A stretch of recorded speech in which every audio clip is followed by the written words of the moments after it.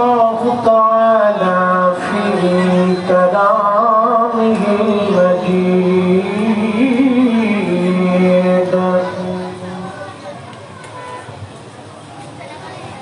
كما أرسلنا فيكم رسولا منكم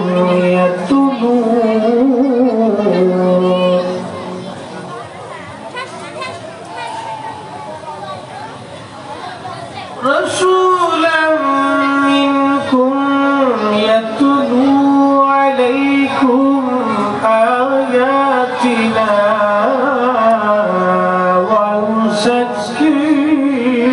ويزكيكم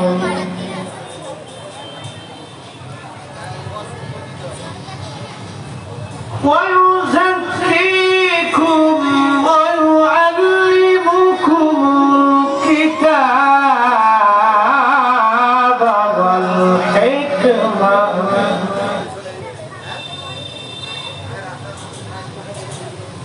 ويعلمكم ما لم تكونوا تعلمون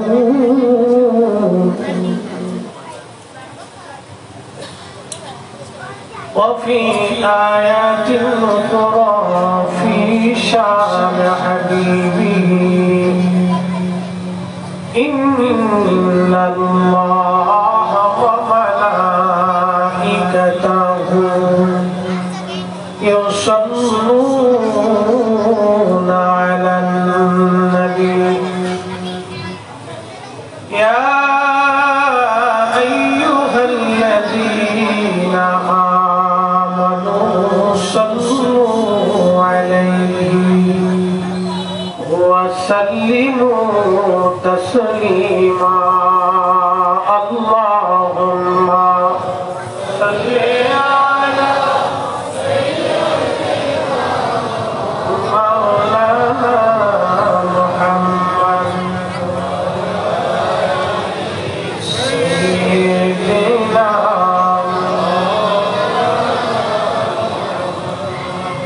নবীর ইশকে জারতি ভাই এ ভুবনে কাঁদে না নবীর ইশকে জারতি ভাই এ ভুবনে কাঁদে না রোজা হাসরে ভাই জানতারা নবীজির দেখা পাবে না আল্লাহুম্মা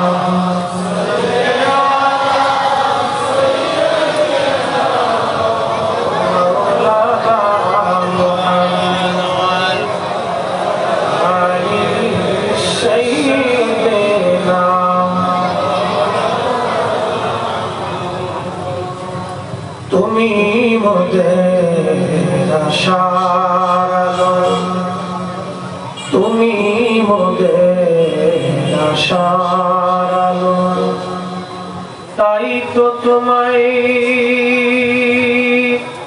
বাসি ভালো তুমি মোদের আশার আলো তাই তো তোমায় বাসি ভালো হৃদয় নামের ফুলদানিতে হৃদয় নামের ফুলদানিতে গেঁথে রেখেছি প্রেমের মালা ইয়া রাসূলুল্লাহ ইয়া হাবিবাল্লাহ একবার টোন দিস আবার সার্চ একটু রাখো ভাই টোন দিস না আমার কণ্ঠ এমনি ভালো লাগতো ডিজিটাল করে লাগবে না একভাবে রেখে সাউন্ড একটু বাড়াইতে মানে চলবে সাউন্ড একটু নর্মাল করে দেবে কথা বললে বাইরে বেরি করলে মানুষ বুঝবে না আমার একভাবে রাখা হ্যাঁ একভাবে রাখা بلغ العلا بكمال বিহি কাশাফাত তুজা বিজামালিহি হাসানাত জামিউ খুসাবিহি সাল্লাল্লাহু আলাইহি ওয়া আলিহি কালেমা তাওহীদ আরশে রাখা বাবিতে মুহাম্মদ আকা হাবিবের পাশে হাবিব বসা বন্ধুর পাশে বন্ধু বসা কালেমাতে আসে প্রমাণ বালাগাল্লা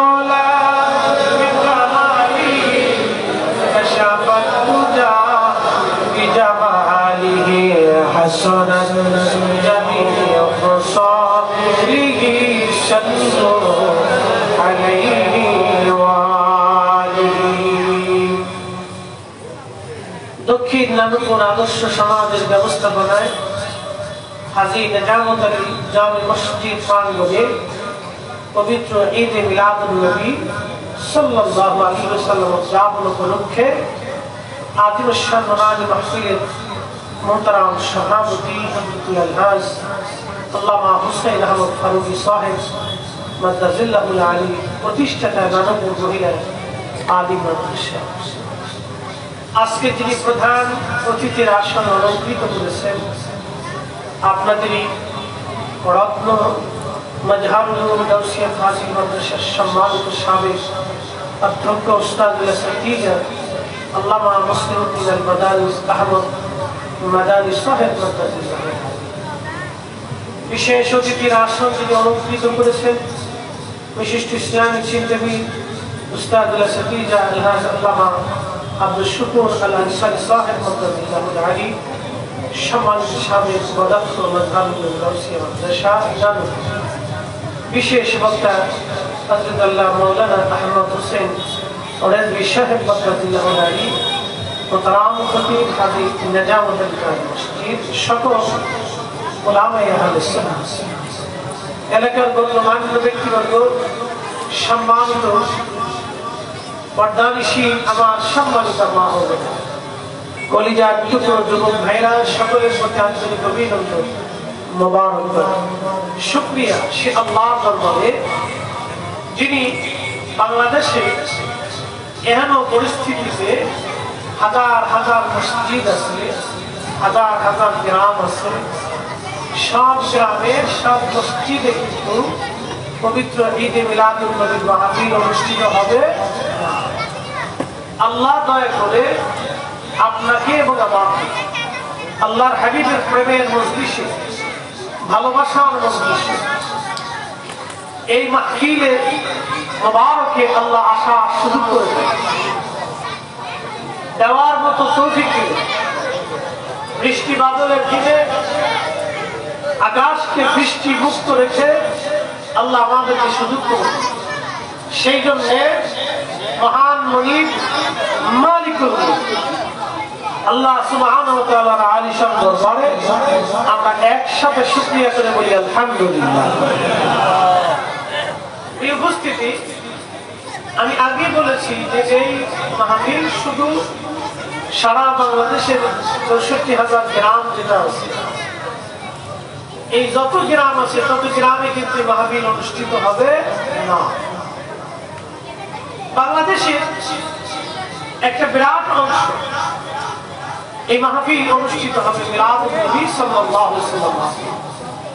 এই বরকতময় মাহফিল আল্লাহ আমাদেরকে এবং সর্বশ্রেষ্ঠ নবী সর্বকালের সর্বশ্রেষ্ঠ মহামানব ইমামুল মুরসালিন সাইয়্যিদুল কাউনাইন ওয়াস সাকালাইন আল্লাহ সবচেয়ে तमाम সৃষ্টি জগতের ভিতরে আল্লাহর সবচেয়ে প্যারা মেহবুব আল্লাহর হাবিব আল্লাহ তার উম্মত হিসেবে আমাদেরকে মঞ্জুর করেছে। 1000 বছর যদি আল্লাহ হায়াত দেয় আর 1000 বছর যদি আপনি শুকরিয়া করে সিজদায় পড়ে থাকেন তো শুকর আদায় হবে। আল্লাহ সেই মহান নবীর উম্মত হিসেবে কবুল করলেন। এই জন্য একসাথে আমরা শুকরিয়া করে বলি আলহামদুলিল্লাহ। প্রিয় উপস্থিতি, এই পবিত্র মাহফিলে আমরা আসছি। আমি কোরআন শরীফ থেকে একটা আয়াতে কারিমা তেলাওয়াত করেছি। আল্লাহ হাবিবকে কেন্দ্র করে আল্লাহ তার সম্মানে ইজ্জতে অনেক আয়াত আল্লাহ নাযিল করেছেন। মনে রাখবেন, কোরআন শরীফ হচ্ছে আল্লাহর কালাম। এটা আল্লাহর পবিত্র জবান মিশ্রিত বাণী, এটা কিন্তু কোনো সৃষ্টি না। এর লকব হচ্ছে কালামুল্লাহ, আল্লাহর বাক্য। আল্লাহ যেমন স্রষ্টা, খালিক এবং মালিক, তার পবিত্র বাণী এটা সৃষ্টি না, আল্লাহর জবানের কালাম। তো আল্লাহ তার জবানে তার রাসূল সম্পর্কে এইভাবে বলতেছে, কামা আরসালনা ফীকুম রাসূলা, নবী গো, আপনাকে আমি তাদের মধ্যে পাঠিয়েছি। কি জন্য? মিনকুম ইয়াতলু আলাইকুম আয়াতিনা, আপনি আমার আয়াত সমূহ, আমার বাক্য সমূহ, আমি আল্লাহর কথা সমূহ, কালাম সমূহ আপনি তাদেরকে পড়ে শোনাবেন, আবৃত্তি করে শোনাবেন, বিধান জানাবেন, আইন জানাবেন, শিক্ষা দিবেন, দীক্ষা দিবেন। আর একটা কাজ করবেন, আপনি আপনার উম্মতকে পবিত্র বানাবেন। একসাথে বলবেন সুবহানাল্লাহ। এই যে আপনারা একটা পানি দেখতেছেন, এটা রিফাইন করা, একবারে বিশুদ্ধ, আর্সেনিক মুক্ত, ভেজাল মুক্ত, এই পয়জন মুক্ত, ফ্রেশ পানি। এই পানি দিয়ে যদি আপনি ওযু করেন, তাহলে আপনার শরীরের ওযু হয়ে, গোসল করে গোসল হয়ে যাবে। কিন্তু এই পানির ভিতরে যদি এক ফোঁটা গরুর পেশাব করে, তাহলে এই পানি দিয়ে আর ওযু হবে না, গোসল হচ্ছে না, এটা নাপাক হয়ে যাবে। তো পানি হচ্ছে পবিত্র কর্ণওয়ালা বস্তু, এটা আল্লাহ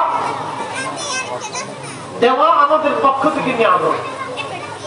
আল্লাহ বলতেছেন ওয়ায়ুযাক্কিকুম, হুজুর আপনি আপনার উম্মতকে পবিত্র বানাবেন। এখন আপনারা বলেন, রাসূল যদি নিজে পবিত্র না হন, তাহলে উম্মতকে কি করে পবিত্র বানাবেন? আমার কথা বোঝার চেষ্টা করুন। আমরা রাসূলে পাক বললে আমাদের দেশের এক শ্রেণীর ভাইদের খারাপ লাগে, তারা ফতোয়া দিয়ে বসে আমরা বেদাতি। আমরা রাসূলের এই প্রশংসা করতে করতে করতে করতে আল্লাহ পর্যন্ত উঠেছি, এটা হচ্ছে তাদের বাক্য। জবানের স্বাধীনতা আছে, বলতে পারে, কিন্তু কোরআন কি বলতেছে? ওয়ায়ুযাক্কিকুম, নবী আপনি উম্মতকে পবিত্র বানাবেন। এখন এই পানি যদি নিজে না পাক থাকে, তাহলে মানুষকে পাক করতে পারে না। ওযু করলে ওযু হবে না, গোসল করলে গোসল হবে না। পানি দিয়ে আপনি পবিত্রতা অর্জন করতে হলে প্রথম শর্ত হলো এই পানিটাকে পাক হতে হবে। আল্লাহ বলতেছেন, হুজুর আপনি উম্মতকে পবিত্র বানাবেন। এর অর্থ হচ্ছে আমাদের নবীকে আল্লাহ পবিত্র করে, পবিত্রতার মাধ্যমে, পবিত্র মাধ্যম দিয়ে, পবিত্র পিতা মাতা দিয়ে আল্লাহ তাকে পবিত্র, পাক ও সাফ করে পৃথিবীতে পাঠিয়েছে। কথা বলেন ঠিক না বেশি? বুঝতে হবে আপনাকে। আমাদের দেশের আর এক শ্রেণী যারা বুকে হাত পেতে নামাজ পড়ে, আল্লাহ ক্ষমা করুন, তাদের আকীদা বিশ্বাস হচ্ছে রাসূল কারীম সাল্লাল্লাহু আলাইহি সাল্লামের পিতা মাতা মুশরিক ছিল এবং তারা জাহান্নামী। আপনি কি বুঝলেন? মুশরিক, ইন্নামাল মুশরিকুনা নাজাসুন। আল্লাহর কোরআন বলতেছে মুশরিক যারা, তারা আকীদাগতভাবে, বিশ্বাসগতভাবে তারা অপবিত্র। আপনার কি মনে হয় অপবিত্রতার মাধ্যম দিয়ে কি আল্লাহ তার নবীকে আনছে? অবশ্যই। প্রিয় নানুপুরবাসী, খুবই মনোযোগের সাথে কথাগুলি শুনবেন। আমি কোরআন থেকে বলতেছি, আল্লাহ বলেন ওয়ায়ুযাক্কিকুম, হুজুর আপনি উম্মতকে পবিত্র বানাবেন। এর অর্থ হলো আল্লাহ আপনার নবীকে পাক বানাইয়া, সাফ বানাইয়া, পবিত্রতার সাথে আল্লাহ নিয়ে আনলেন। হযরতে আব্বাস রাদিয়াল্লাহু আনহু তিনি তাবুকের যুদ্ধের ময়দানে 30,000 সাহাবীর সামনে হযরত আব্বাস রাদিয়াল্লাহু আনহু তিনি কবিতা ছন্দে আবার নবীজির প্রশংসা গাথা গাইতে যায় তিনি বললেন, তুনকালু মিন সালিবিন ইলা রাহিমিন ইদা বাদা আলামুন বাদা তবা। নবীজি আল্লাহ আপনাকে তুনকালু মিন সালিবিন পবিত্র সুল থেকে রহিম ইলা সালিবিন ইলা রাহিমিন সুল থেকে রহিম, রহিম থেকে সুল, সুল থেকে রহিম করে আল্লাহ নূরে মুহাম্মাদিকে আদম সফিউল্লাহর মাধ্যম দিয়ে আদম থেকে শীষ হয়ে পর্যায়ক্রমে নূহ নবী হয়ে, নূহ নবী থেকে আল্লাহ পর্যায়ক্রমে সাইয়্যিদুনা ইব্রাহিম আলাইহিস সালাতু সালাম হয়ে, ইব্রাহিম আলাইহিস সালামের মাধ্যম দিয়ে সাইয়্যিদুনা যাবহুল্লাহ ইসমাঈল আলাইহিস সালাতু সালাম হয়ে আল্লাহ রাব্বুল আলামিন নবীজির দাদা খাজা আব্দুল মুত্তালিব হয়ে নবীজির আব্বা জান ওই জামানার তাহের এবং তাইয়্যিব হযরত আব্দুল্লাহ হয়ে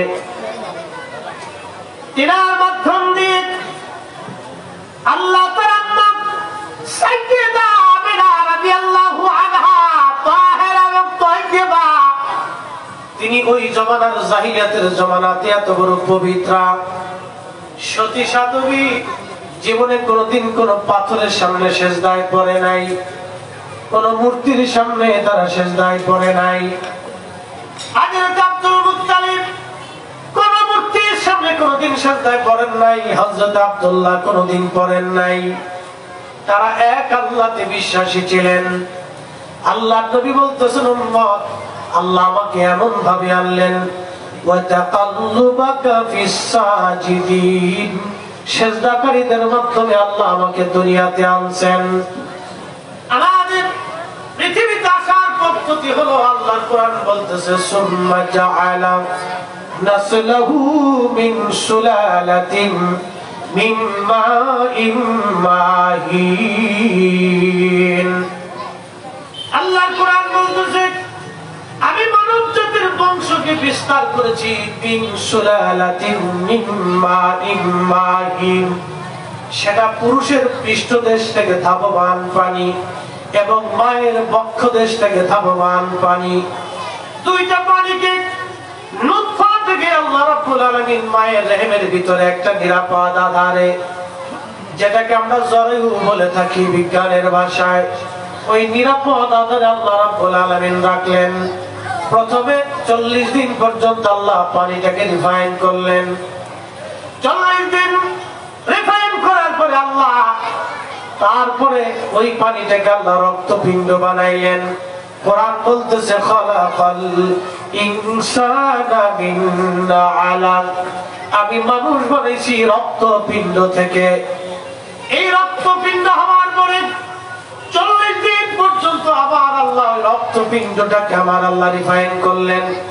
40 দিন রিফাইন করার পরে রক্তপিণ্ডটা হলো একটা গোশতের টুকরা। এই গোশতের টুকরাটাকে আমার আল্লাহ আরো 40 দিন পর্যন্ত মায়ের পেটে রিফাইন করলেন। 40 দিন পরে এই গোশতের টুকরাটাকে রিফাইন করে করে আঙ্গুলের জায়গা আঙ্গুল হলো, চোখের জায়গা চোখ আসলো, নাকের জায়গা নাক আসলো, কলিজার জায়গা কলিজা, এই হাড়ের জায়গা হাড় বসলো, এরপরে কিডনির জায়গা কিডনি বসলো, লিভারের জায়গা লিভার বসলো, নারী বুড়ি যেখানে যা দরকার আল্লাহ দিলেন। আল্লাহ প্রথম গুলি দিয়ে আল্লাহ পাক মায়ের পেটের ভিতরে একটা মানুষ আকৃতির তৈরি করে আমার আল্লাহ রাব্বুল আলামিন দিলেন। এইখানে গোশতপিণ্ড স্থির হাড্ডি হাত পা নাক মুখ হয়ে যাওয়ার পরে আল্লাহ নবী বলতেছেন, উম্মত তোমরা শুনে রাখো, আমার আল্লাহ রূহ নামক ইঞ্জিন খানা রূহের জগৎ থেকে এনে মায়ের পেটের ভিতরে 4 মাসের শেষ সময়ে 120 দিনের মাথায় আল্লাহ ওই রূহ নামক ইঞ্জিনটা মায়ের পেটের ভিতরে ফিট করে দেয়। মায়ের পেটের মধ্যে ফিট করে দেওয়ার পরে আল্লাহ জিবরাইলকে ডাক দেয়, জিবরাইল তুমি 4টে জিনিস আমার বান্দার জন্য লিপিবদ্ধ করে দাও। 1 নম্বর হায়াত, কতদিন সে দুনিয়াতে বাঁচবে এটা লিখে দাও। বুঝতে কি কোনো অসুবিধা হয়? বুঝে কি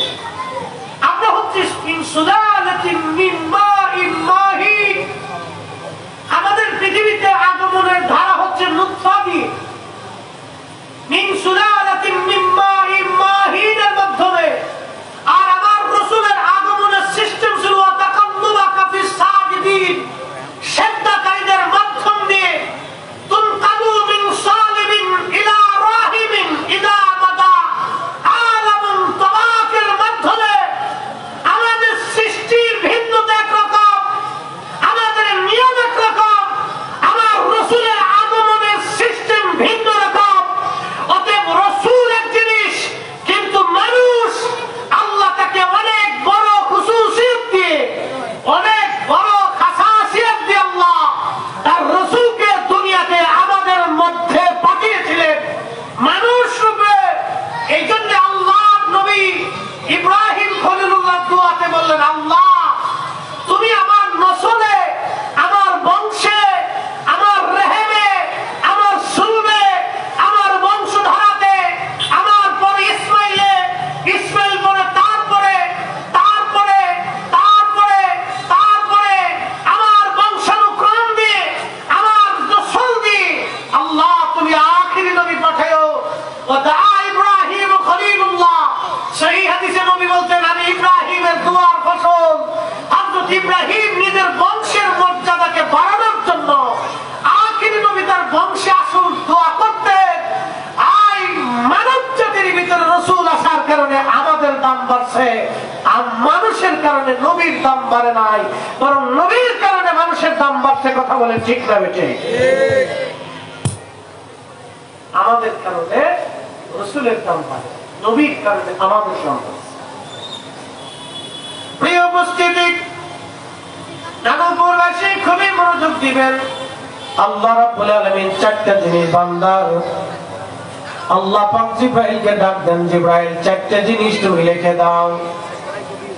এক নম্বর হায়াত, কতদিন পর্যন্ত এই মানুষটা পৃথিবীতে থাকবে। আবার আল্লাহ পাক জিবরাইলকে বললেন, জিবরাইল সুন্দর করে লিখে দাও। এই জন্য হায়াত যখন শেষ হয়ে যাবে, পৃথিবীতে আর থাকার কোন সুযোগ নাই। আল্লাহর কোরআন বলতেছে, কুল ইন্নাল মাউতাল্লাযী তাফিরুনা মিনহু ফাইন্নাহু মুলাকীকুম। আল্লাহ বলেন, হুজুর উম্মতকে জানায় দেন, উম্মতকে বলে দেন, মানুষ মরণ থেকে পালায়, মৃত্যু থেকে পালানোর চেষ্টা করে মরণ থেকে পালায়। হাবিব বলে দেন, মরণ থেকে সে যতই পালাক না কেন, মরণ থেকে পালানোর কোন রাস্তা নাই।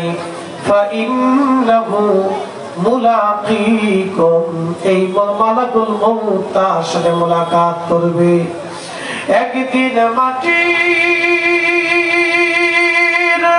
ভিতরে হবে ঘরে, মনামা কেন বান্ধ দালান ঘর।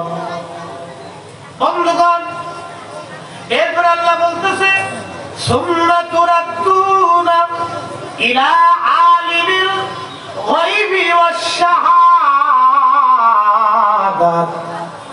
আল্লাহ পাক ডাক দিয়ে বলেন, হাবিব উম্মতকে জানান, তারা আমি আল্লাহর দরবারে আসবে। আমি মালিক তার গোপনেও জানি, গোপনেও জানি, প্রকাশ্যে কি করলো সেটাও জানি, গোপনে কি করেছে আমি আল্লাহ সেটাও জানি। আমি তার গোপনের পাপ জানি, গোপনের আমলও জানি। আমি তার প্রকাশ্যের পাপও জানি, প্রকাশ্যের আমলও জানি, প্রকাশ্যটাও জানি, গোপনও জানি। হাবিব উম্মতকে জানায় দেন, হাবিব উম্মতকে জানায় দেন, আয়ুনাব্বিউকুম বিমা কুনতুম তা'মালুন। অতঃপর আমি আল্লাহ তার আরো সংবাদ দিয়ে দিব, কিয়ামতের ময়দানে সে কি আমল করেছিল। ভালো কাজ করছে না খারাপ কাজ করেছে, জমি মেরে দিয়েছে, ভাইয়ের হক নষ্ট করেছে, বোনের হক মেরে দিয়েছে, বাবার হক নষ্ট করলো, মায়ের হক নষ্ট করলো, আত্মীয় স্বজনের হক মেরে দিল, বন্ধু বান্ধবের হক মেরে দিল, জনগণের হক মেরে দিল, পাবলিকের হক মানলো, নষ্ট মসজিদের হক বললো, আল্লাহর হক নষ্ট করলো, আল্লাহর হাবিবের হক নষ্ট করে দিয়েছে। হাবিব উম্মতকে জানান, ফায়ুনাব্বিউকুম বিমা কুনতুম তা'মালুন। আমি তার প্রকাশ্যটাও জানি, অপ্রকাশ্যটাও জানি। আর কিয়ামতের ময়দানে আমি আল্লাহ রাব্বুল আলামিন তার আমলনামা দেখায় দিব। সে কি করেছে আমি আল্লাহ সব তারে দেখায় দিব। আমি আল্লাহ থেকে পালানোর কোনো রাস্তা নাই, পালিয়ে যাওয়ার আর কোনো সুযোগ নাই। আল্লাহ জিবরাইলকে আল্লাহ ডাক দিলেন, জিবরাইল বান্দার জন্য তুমি নিযুক্ত করে দাও, সে কতদিন পর্যন্ত দুনিয়াতে বাঁচবে আমার বান্দার জন্য তুমি সেটা নির্ধারিত করে দাও। এই জন্য মৃত্যু হায়াত শেষ হয়ে যাওয়ার পরে এক সেকেন্ড দুনিয়াতে থাকতে পারবেন না, আর হায়াত চলে গেলে কবর থেকে আসতেও পারবেন না। কোরআন বলতেছে, আমার রব আমার মালিক তার পবিত্র জবানে বলতেছেন, ও আমার বান্দারা শুনে রাখো, তোমরা জেনে রাখো, তোমাদের হায়াত শেষ হয়ে গেলে এক সেকেন্ডের জন্য দুনিয়াতে আমি থাকতে দেব না, এক মুহূর্তের জন্য থাকতে দেব না। দুনিয়ার থেকে কবরে চলে গেলে আর আসার সুযোগ হবে না। এই জন্য নানুপুরবাসী খুব মনোযোগ কথাগুলি শুনবেন। আল্লাহ আমাদের তাকদীরের মধ্যে কেন মিলাদুন নবী দিয়ে দিলেন এটাও আমি পরে আসতেছি, খুব মনোযোগ দিবেন, ভালো করে কথাগুলি শুনে যাবেন। হযরত সুলাইমান আলাইহিস সালাম রাম দরবার বর্তমান ফিলিস্তিন, আপনারা জানেন যেটার নাম গাজা। এই গাজার আগে নাম ছিল আসকালান। বর্তমান যে গাজা, যেখানে ইসরায়েল হাজার হাজার টন বোমা ফেলতেছে, হাজার হাজার বাড়িঘর বিল্ডিং গুলি বিরানভূমি করে দিয়েছে, হাজার হাজার নরনারী মুসলমান হত্যা করেছে। কত মায়ের কোল ইসরায়েল আজকে খালি করে দিল, কত মা কোল খালি করেছে, কত সন্তান এতিম হয়ে গেছে, কত ভাই ভাইয়ের সামনে ভাইকে হারিয়েছে, সন্তানকে কোলের ভিতরে করে বাবা কবরে বিদায় জানাইছে, আবার এমনও কবরও পর্যন্ত দিতে পারে নাই। কিছুদিন আগে দেখলাম এমন ভাবে তারা বোমা নিক্ষেপ করেছে যে একবারে দেহ পর্যন্ত ছিন্ন বিচ্ছিন্ন হয়ে গেছে, কেজি কেজি মেপে মেপে তারা কবরস্থ করেছে। শোনেন, এই জুলুম শুধু ইসরায়েল এখন করে নাই, এই জুলুম ক্রুসেডাররাও করেছিল। ওইখানে ওই গাজাতে ফিলিস্তিনে আসকালানে ক্রুসেডাররাও সেই দিন জুলুম করেছিল। আজকে দিন তো সেই কঠিন দিন, তার চেয়ে ভয়াবহ দিন ছিল।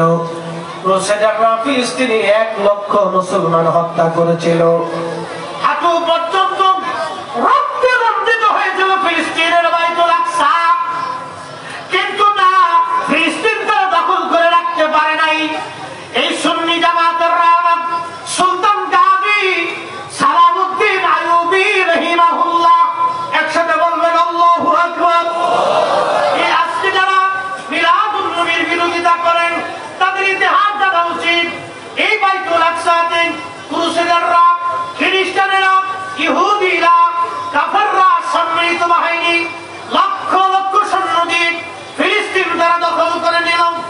1 লক্ষ মুসলমানের তারা জমাই করলো, রক্তে ফিলিস্তিন রঞ্জিত হয়ে গেল। বাইতুল আকসাতে মুসলমানের রক্তে হাঁটু পর্যন্ত রক্তে রঞ্জিত হয়ে গেল। সেই ফিলিস্তিনকে 200 বছর পরে যিনি উদ্ধার করলেন তিনি সুলতান গাজী সালামউদ্দিন আইয়ুবী। উনার বাড়ি ইরাকের কুর্দিস্তান। উনি একজন কাট্টা সুন্নি মুসলমান, একজন বীর যোদ্ধা, আশিকে রাসূল। একসাথে জোরে বলা যাবে আল্লাহু আকবার। উনার আপন বোন তার ভগ্নিপতি, উনার আপন ভগ্নিপতি, শুনে যান আজকে ইতিহাস। উনার আপন ভগ্নিপতি তার নাম বাদশা মুজাফফরউদ্দিন কুকুবুনি রাহিমাহুল্লাহ। উনি ইরাকের ইরবানের বাদশা ছিলেন, এত বড় পরহেজগার ছিলেন। ইমাম ইবনে কাসির, হযরত ইমাম হাজার আসকালানি, ইমাম জালালউদ্দিন আস-সুয়ুতি, মুল্লা আলী কারি মক্কি, ইমাম আবুল ফারাজ ইবনুল জাওজি, হযরত ইমাম বিশ্ববিখ্যাত ইমাম নাসিরউদ্দিন দামেশকি, আল্লামা যত আইম্মা ইকরাম ছিলেন বড় বড় বিশ্ববিখ্যাত ইমামরা তাকে জাহিদ, আবেদ এবং ন্যায়পরায়ণ বলেছিলেন। শোনেন, তিনি মিলাদুন নবীর মাহফিল রাজকীয় ভাবে 1 লক্ষ তৎকালীন জামানার 1 লক্ষ দিনার খরচা করে তিনি মিলাদুন নবীর মাহফিল ইরাকের ইরবিলের রাজপ্রাসাদে পালন করতেন। একবার জোরে বলা যাবে কি মারহাবা? শোনেন, বাইতুল আকসা যারা কাফিরদের হাত থেকে বাইতুল আকসাকে ছিনিয়ে নিয়ে মুসলমানদেরকে ফিরিয়ে দিয়েছিলেন, তারা মিলাদুন নবী করতেন। আমি লিখি নাই, ইমাম সুয়ুতী হুসনুল মাকাসিদ ফি আওয়ালিল মাউলিদ লিখেছেন, মোল্লা আলী কারি মক্কি আল মাউলিদ লিখেছেন, ইমাম ইবনে কাসি আল বিদায়া ওয়ান নিহায়া ভিতরে লিখেছেন, হযরত আইম্মে کرام তারা তাদের কিতাবের মধ্যে লিখেছেন। সেই দিন মিলাদুন নবী যারা পালন করেছিল, তারা কাফেরদের সাথে জিহাদ করে বাইতুল আকসাকে আমাদের ফেরত দিয়েছিলেন। এক সাগর রক্তের বিনিময়ে জমিনে ক্রুসেডারদেরকে দাঁড়িয়ে এই জমিনকে পাপ মুক্ত করেছিলেন। আরব বিশ্ব থেকে এই মুসলিম ঝান্ডা, কালেমার ঝান্ডা যারা উড়িয়েছিলেন, তারা সুফি, তারা আউলিয়া کرام। এই উপমহাদেশে ইসলাম যারা এনেছে তারা আউলিয়া کرام।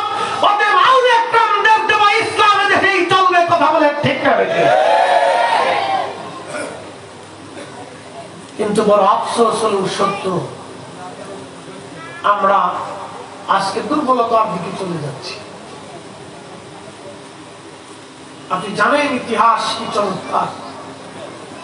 প্রত্যেক বছরে এই ন্যায়পরায়ণ শাসক ওনার জীবনীতে আসছে। সুলতান গাজী সালাউদ্দিন আইয়ুবীর বোন, ইরবিলের বাদশার স্ত্রী ছিলেন হযরত মুজাফফরউদ্দিন কুকুবুরি রাহিমাহুল্লাহ, যিনি ইরবিলের বাদশা ছিলেন। তার স্ত্রী তিনি সেই বিজয়ী সুলতান সুলতান গাজী সালাউদ্দিন আইয়ুবী।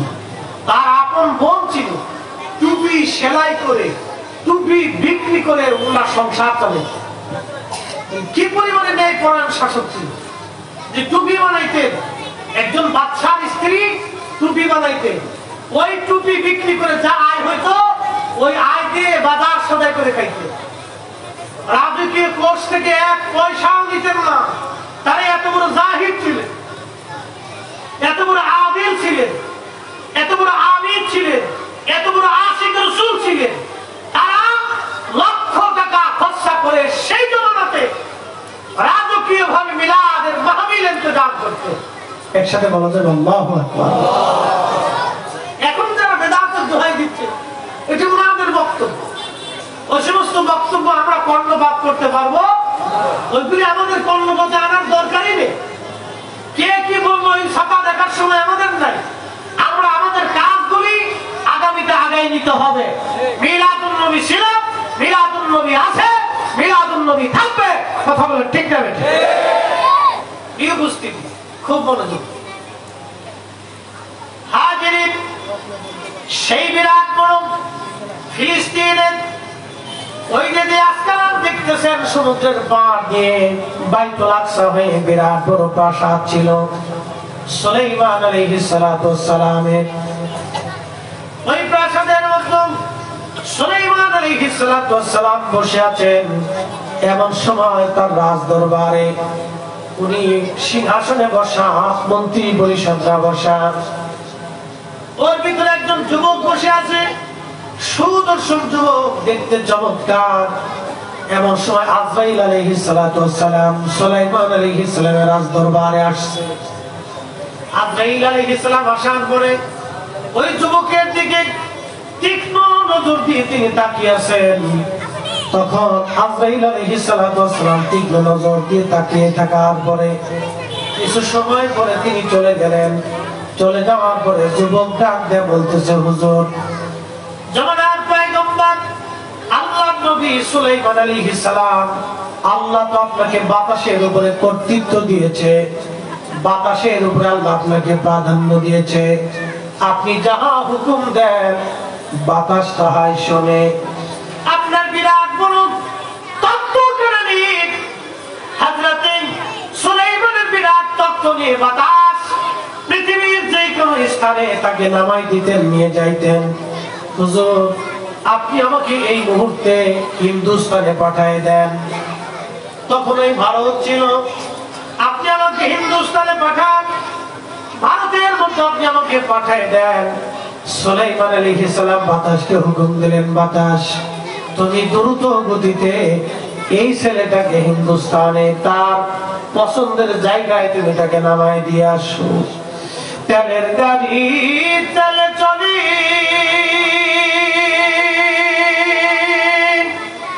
হাওয়ার গাড়ি হাওয়ায় উড়ে, বিনা তেলে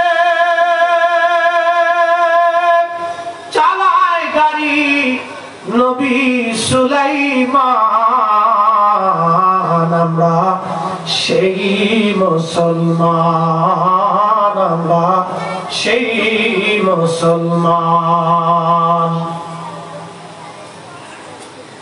হযরত সুলাইমান নবী হুকুম দেওয়ার পরে বাতাসটাকে দ্রুত গতিতে, একসাথে বলবেন আল্লাহু আকবার, বাতাস থেকে দ্রুত গতিতে হিন্দুস্তানে পাঠাইলেন। আল্লামা ইমাম আহমদ ইবনে হাম্বল রাহিমাহুল্লাহ কিতাবুল জুহুদের মধ্যে তিনি লিখতেছেন, দ্রুত গতিতে বাতাস থেকে হিন্দুস্তানে নামাইলেন। হিন্দুস্তানে নামানোর পরে আবার কিছু সময় পরে আজরাইল আলাইহিস সালাম আবার সুলাইমান আলাইহিস সালামের রাজ দরবারে আবার ঢুকে সালাম দিলেন। আল্লাহর নবী সুলাইমান আলাইহিস সালাম জিজ্ঞেস করলেন, ভাই আজরাইল একটা বিষয় বুঝলাম না, দয়া করে বলবেন কি? বলেন হুজুর, কিছু সময় আগে আপনি একটা যুবকের দিকে তীক্ষ্ণ নজরে তাকিয়েছিলেন, ওই যুবকটা আপনার তাকানো দেখে ভয় পাচ্ছিল, কিন্তু আপনি চলে গেলেন। যুবক আমাকে বলল, হুজুর আপনি তো বাতাসের উপরে আল্লাহ প্রাধান্য দিয়েছে, বাতাসের মাধ্যমে আপনি আমাকে হিন্দুস্তানে পাঠিয়ে দিয়ে আসেন, হিন্দে পাঠান আমাকে। হুজুর হিন্দে আমি যাবো, এই মুহূর্তে হিন্দে যাওয়ার দরকার, হিন্দে যাওয়ার দরকার, হিন্দে যাওয়ার দরকার। আজরাইল হিন্দুস্তানে যুবকটাকে আমি বাতাসের মাধ্যমে পাঠাইলাম, কিন্তু আপনি যুবকের দিকে তীক্ষ্ণ নজরে কেন তাকাইছিলেন, কারণ কি? আজরাইল আলাইহিস সালাম বললেন, আল্লাহ পয়গম্বর সুলাইমান আলাইহিস সালাম, আমি আপনার রাজ দরবারে তারে দেখলাম সে বসে আছে, কিন্তু কিছু সময় পরে জান কবজ করার বিধান হলো তারে হিন্দে ভারতে, কিন্তু বসে আছে ফিলিস্তিনের রাজ দরবারে। জান কবজ হবে তার হিন্দুস্তানে, বসে আছে ফিলিস্তিনের রাজ দরবারে। আমি জিবরাইল আজরাইল আশ্চর্য হলাম, এই লোকটার আল্লাহর বিধানে জান কবজ হবে ভারতে, কিন্তু বসে রয়েছে সে এখন ফিলিস্তিনে। কি করে সে ভারতে যাবে আর আমি তার জান কবজ করব?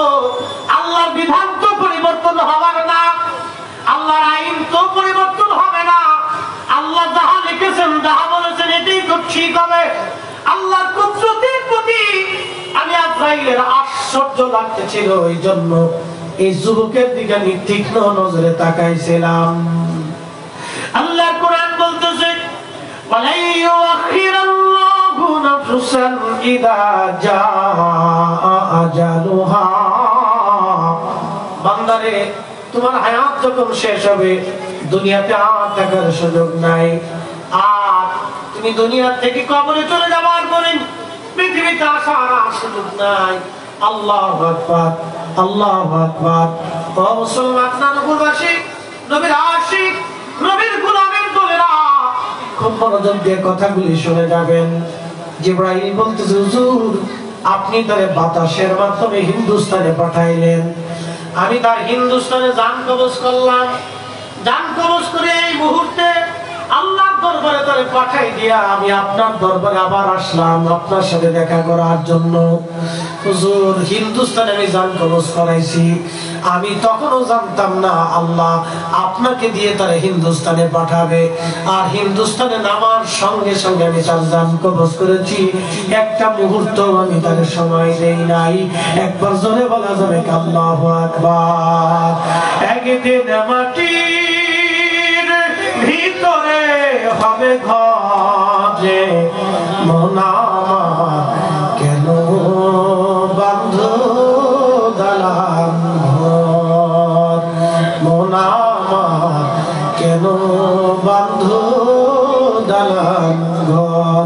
সালাতুন ইয়া রাসূলুল্লাহ আলাইকুম সালাম ইয়া না হয় না, জোরে বলেন সালাতুন ইয়া রাসূলুল্লাহ আলাইকুম সালাম ইয়া খবর লও ইয়া রাসূলুল্লাহ, খবর লও মেরে মাওলা মেরে আকা, খবর লও সালাতুন ইয়া রাসূলুল্লাহ আলাইকুম সালাম ইয়া হাবিবাল্লাহ। এই ঘটনা থেকে আমাদের শিক্ষা, মৃত্যু যেখানে আছে যেভাবেই হোক সেখানে আপনাকে যেতেই হবে। কি কথা বলেন, ঠিক কিনা? মৃত্যু যেখানে আছে যেভাবেই হোক আপনি সেখানে যাবেন। কবরের স্থান আপনার জন্য আল্লাহ যেখানে নির্বাচিত করছে যেভাবেই হোক আপনি সেখানেই যাবেন। কোরআনে আবার আল্লাহ বলতেছে বাবা তাদরি নাফসুন বিআইয়ি আরদিন তামুত, কোন জায়গা কোন স্থানে কোন সময় কোন মুহূর্তে কোন অবস্থায় কিভাবে মানুষ মারা যাবে মানুষ জানে না, মানুষ জানে না কোন জায়গায় কোন স্থানে কোন মুহূর্তে কোন জায়গায় কোন ভাবে সে মারা যাবে মানুষ জানে না, মানুষ জানে না। 120 দিনের মাথায় মায়ের রেহেমে রূহু দিয়ে আল্লাহ জিবরাইলকে বলে জিবরাইল লিখে দাও তার মৃত্যু কোন জায়গা হবে কোন সময় হবে কোন জায়গা হবে, তুমি সুন্দর করে তার হায়াতের মধ্যে লিখে দাও, তার তাকদীরের মধ্যে তুমি লিখে দাও। একবার জোরে বলা যাবে আল্লাহু আকবার। মরণ থেকে পালানোর কোনো রাস্তা নাই, মরণ থেকে পালানোর রাস্তা নাই। মানুষ ঠকাইয়াও লাভ নাই, আপনজনদের ঠকায় লাভ নাই, গ্রামবাসীদের ঠকায় লাভ নাই, আত্মীয় স্বজন ঠকায় লাভ নাই, কোনো ফায়দা নেই। আরে তোরে মাইকেও আজ করতে আসতে আমার গান শেষে প্রত্যেকদিন মাহফিল দিকে সাউন্ড আর একটু বাড়া ভাই, সাউন্ড আর একটু বাড়া। তুমি শুধু ইউনিটটা চালাও, ইউনিটের সাউন্ডটা একটু বাড়াই দাও, তোমার বক্স লাগবে না, শুধু ইউনিটটা আর একটু সাউন্ড বাড়াই দাও, আর একটু বাড়াই দাও। আচ্ছা তুই একটা ইউনিট কাটি গেলে অসুবিধা নেই, তোমার লাগাই আচ্ছা আচ্ছা আচ্ছা চেষ্টা করতেছি, হয়তো অসুবিধা হচ্ছে পারতেছে না। ঠিক আছে আমরা দোয়া করি আল্লাহ সাহায্য করুক, কত চেষ্টা ত্রুটি করতেছে। তুমি একটু সাউন্ড ইউনিটটা বাড়াও, তোমার বক্সেরটা দেওয়ার দরকার, আমার পাবলিক বোঝার দরকার, আমি কি বলি ওনাদের শোনার দরকার। একসাথে জোরে বলি তো আল্লাহু আকবার। না আওয়াজটা দুর্বল, আপনারা একটু জোরে বলেন। মুসল্লিরা বিরাট বড় মুসল্লি সামনে বসে প্রথম কাতারে এসে বসে খুব শান্ত শিষ্ট মতো বসে দিয়েছে, দেখছেন আমি অনুরোধ করতে দিলে পাল্লা করতেছি বিরাট ভালোর পালা। এইটা শোনেন, এই যে সুন্নি মাদ্রাসা কেন প্রয়োজন, কেন এই প্রতিষ্ঠানগুলি দরকার, সন্তানদেরকে প্রতিষ্ঠানে কেন দেওয়ার দরকার। আমরা যদি আমাদের সন্তানদেরকে নবীর সৈনিক বলে যেতে না পারি তাহলে আমাদের জীবনের ব্যর্থতা, কথা বলেন ঠিক কিনা? এই জন্য প্রতিষ্ঠানকে আপনারা সন্তানের মতো আদর করবেন, বুঝবেন জানবেন যে আপনাদেরকে কালের পরে আপনার আত্মীয় স্বজন প্রতিবেশী ভুলে যেতে পারে কিন্তু এই মাদ্রাসা ভুলবে না, সুন্নিয়ত এই উলামা ইকরাম আপনাদেরকে ভুলবে না। দোয়াতে এই মাহফিল যতদিন চলবে ততদিন দোয়া করতে থাকবে। এই জন্য এগুলি জিন্দা করে রেখে যেতে হবে। গাছ লাগান, ফল পাওয়ার আশা, পাতার পানি দেন, সার দেন, যত্ন করেন, খোঁজ নেন, ছাগলে খাইলো গরুতে খাইলো নাই মরে যাচ্ছে কি হচ্ছে গাছের খোঁজ খবর নেন, নিজের দেহরে যেইভাবে যত্ন করেন একটা গাছ তো এইভাবে যত্ন করেন। কারণ কি গাছ থেকে ফল আসবে, ফলের চিন্তায় যদি গাছের যত্ন নেন, সন্তানের চিন্তায় যদি সন্তানকে যত্ন নেন, এই সুন্নি প্রতিষ্ঠানগুলি মাদ্রাসা এই মসজিদ এই মক্তবগুলি এই স্থানগুলিকে আপনার এইভাবে সন্তানের মতো যত্ন নিতে হবে, কথা বলে ঠিক কিনা? আগামী দিন কবরের জিন্দেগি সহজ করতে চান, আখিরাতের পথে নাজাতের রাস্তা পেতে চান, নবীর কদম মুবারকে কিয়ামতের ময়দানে যদি থাকতে চান, তো এই সুন্নি প্রতিষ্ঠানগুলির কোনো বিকল্প নাই, এই মাদ্রাসার কোনো বিকল্প নাই, এই তলবে আলেমদের কোনো বিকল্প নাই, এই কোরআন সুন্নাহর খেদমতের কোনো বিকল্প নাই। এটা করে যেতেই হবে। আল্লাহ আমাদের তৌফিক দিক, সকলে বলে না আমিন। প্রিয় মুসলমান, আল্লাহ রাব্বুল আলামিন জিবরাইলকে ডাকতে বলেন, জিবরাইল 2 নম্বর তোমার আমার বান্দার জন্য লিখে দাও। 1 নম্বর হায়াত, 2 নম্বর আমার বান্দার জন্য লিখে দাও। আমার বান্দা কি পরিমাণে রিজিক খাবে, কি পরিমাণে তার রিজিক হবে তুমি লিখে দাও। কি পরিমাণে রিজিক হবে তুমি লিখে দাও। আমাদের দেশ থেকে প্রত্যেক বছরে হাজার হাজার কোটি টাকা বিদেশে পাচার হয়। গরিব মানুষে পাচার করে না, এরা ধনীরাই করে। যারা পাচার করলো তারা জানে এত কোটি টাকা আমি খেয়ে শেষ করতে পারবো না, তারপরে তারা পাচার করে দেয়। কিন্তু জানেন আমার দেশের গরিব মানুষ, অসুস্থ মানুষ, অনেকেই চিকিৎসার টাকা খুঁজে পায় না, অনেকেই খাবার হয় না। রমজান মাস আসলে বহু মা ভালো ইফতার করতে পারে না। বাবা, খোঁজ নিয়ে দেখবেন, আপনি বিভিন্ন দরিদ্র অঞ্চলগুলিতে খোঁজ নিয়ে দেখেন, কারো বাড়ির চাল নাই, ঠিক মতো বাজারে নাই, ভালো খাবার নাই। এমন ফ্যামিলি আছে 6 মাসে গরুর গোশত পায় না। আপনি খোঁজ নিয়ে দেখেন, এই ধনী মানুষগুলি যদি বিদেশে টাকা না দিয়া আমার দেশের গরিব মানুষেরও দিয়ে দিত, কি কথা বলবেন? যদি এইভাবে না পৌঁছাইয়া যদি গরিব মানুষের মধ্যে বন্টন করে দিত, এতিমখানা বানাই দিত, যে এতিমখানা বানাই দিলাম, এতিমরা খান। আমার দেশে 15 লক্ষের মতো পথ শিশু আছে যাদের বাবা মার ঠিকানা নাই। বিভিন্ন বস্তি এলাকা, রেল জংশন, বাস স্টেশন, বড় বড় শহরের বস্তির ভিতর দিয়ে হাজার হাজার লক্ষ লক্ষ পথ শিশুরা থাকে। বাবার পরিচয় নাই, মার পরিচয় নাই, কেউ আবার বাবা আছে মা নাই, মা আছে বাবা নাই, খোঁজ খবর নাই। রেল জংশন, বাস স্টেশন, পথে ঘাটে, মার্কেটে, রাস্তাঘাটে, পার্কে, বিনোদন কেন্দ্রগুলি তোরা ভিক্ষা করে খায়, মানুষের কাছ থেকে চেয়ে চেয়ে চেয়ে চেয়ে খায়। আমার দেশের ধনীরা যদি এই সমস্ত দরিদ্র এতিম পথ শিশুদের জন্য ওরা যদি ব্যবস্থা করত, ওদের খাবারের থাকার ব্যবস্থা করে দিত, তাহলে অন্তত হলো আখিরাতের নাজাতের ঠিকানা পেয়ে যাইত। আল্লাহ আমাদের এই সমস্ত ধনীদেরকে বোঝার তৌফিক ঠিক বলে না। আল্লাহ তাদের বোঝার তৌফিক দিক। তারা মনে করতেছে এই অর্থই আমাকে নাজাত দিয়ে দিবে। না না, কখনই এগুলি তাকে নাজাত দিবে না, আমাদের কাউকে দিবে না। আমাদের নাজাত পেতে হলে সর্বপ্রথম নবীর কদমের গোলামি করতে হবে, আল্লাহ রাসূলকে খুশি করতে হবে। শুনে যান, আজকে আল্লাহ নবীকে খুশি না করা পর্যন্ত নাজাতের রাস্তা হবে না। সমস্ত নবীরা তো তাদের নবুয়তের মর্যাদায় আসি। নবী আলাইহিস সালাম ব্যতীত সাহাবায়ে কেরাম সহ পৃথিবীর যত উম্মত আছে, এই কোটি কোটি আমার রাসূলের উম্মত সবাই নবীর সুপারিশ এবং শাফাআতের কারণে কিয়ামতের ময়দানে নাজাতের জরিয়া পাবে। আল্লাহর নবীর হামদের পতাকা, আল্লাহর নবীর সুপারিশের পতাকার মাধ্যম ছাড়া কেউ জান্নাতে যেতে পারবে না।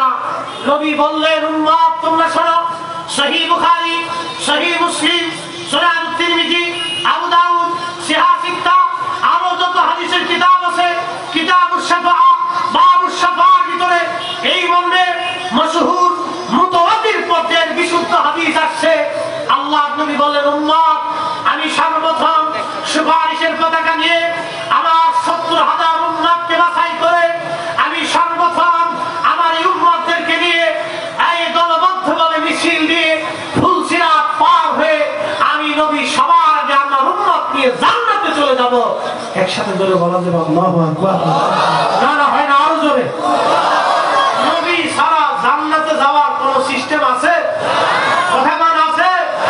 আবু বকর, ওমর, উসমান, আলী রিদওয়ানুল্লাহি তাআলা আলাইহিম আজমাইন, আশারে মুবাশশিরিন, খুলাফায়ে রাশিদিন, সাহাবায়ে আজমাইন, তাবিঈন, তাবে তাবিঈন, আহলে বাইতুন নবী সাল্লাল্লাহু আলাইহি সাল্লাম থেকে শুরু করে এই জগতের লক্ষ নক্ষত্র তুল্য, সূর্য তুল্য, চাঁদ তুল্য সাহাবে کرام এবং তাদের পরবর্তী অনুসারীগণ, তাবিঈন, তাবে তাবিঈন, চার তরিকা, চার মাযহাব, আউলিয়া, আতকিয়া, মুজাদ্দিদ, নুজাবা, নুকাবা, ওলি, গাউস, কুতুব, আব্দাল, দুনিয়াতে যত স্তরের ওলিরা আছে, আমার রাসূলের হাতের পতাকা, সুপারিশের পতাকা মাধ্যম ছাড়া জান্নাতে যাওয়া কোনো রাস্তা নাই, কোনো রাস্তা নাই, কোনো রাস্তা নাই।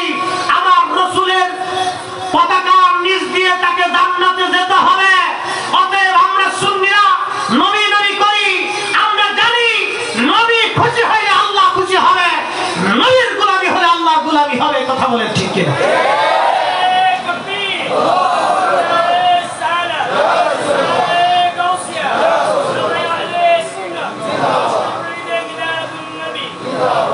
এখন কেউ যদি মনে করে নবীর গোলামি শিরিক, এটা গুনার সাবজেক্ট, তো সাথে আমার দেখার সময় আফসোস হলো তাদের জন্য যারা কিয়ামতের ময়দানে আল্লাহর নবীর সুপারিশকে অস্বীকার করে, ইনকার করে।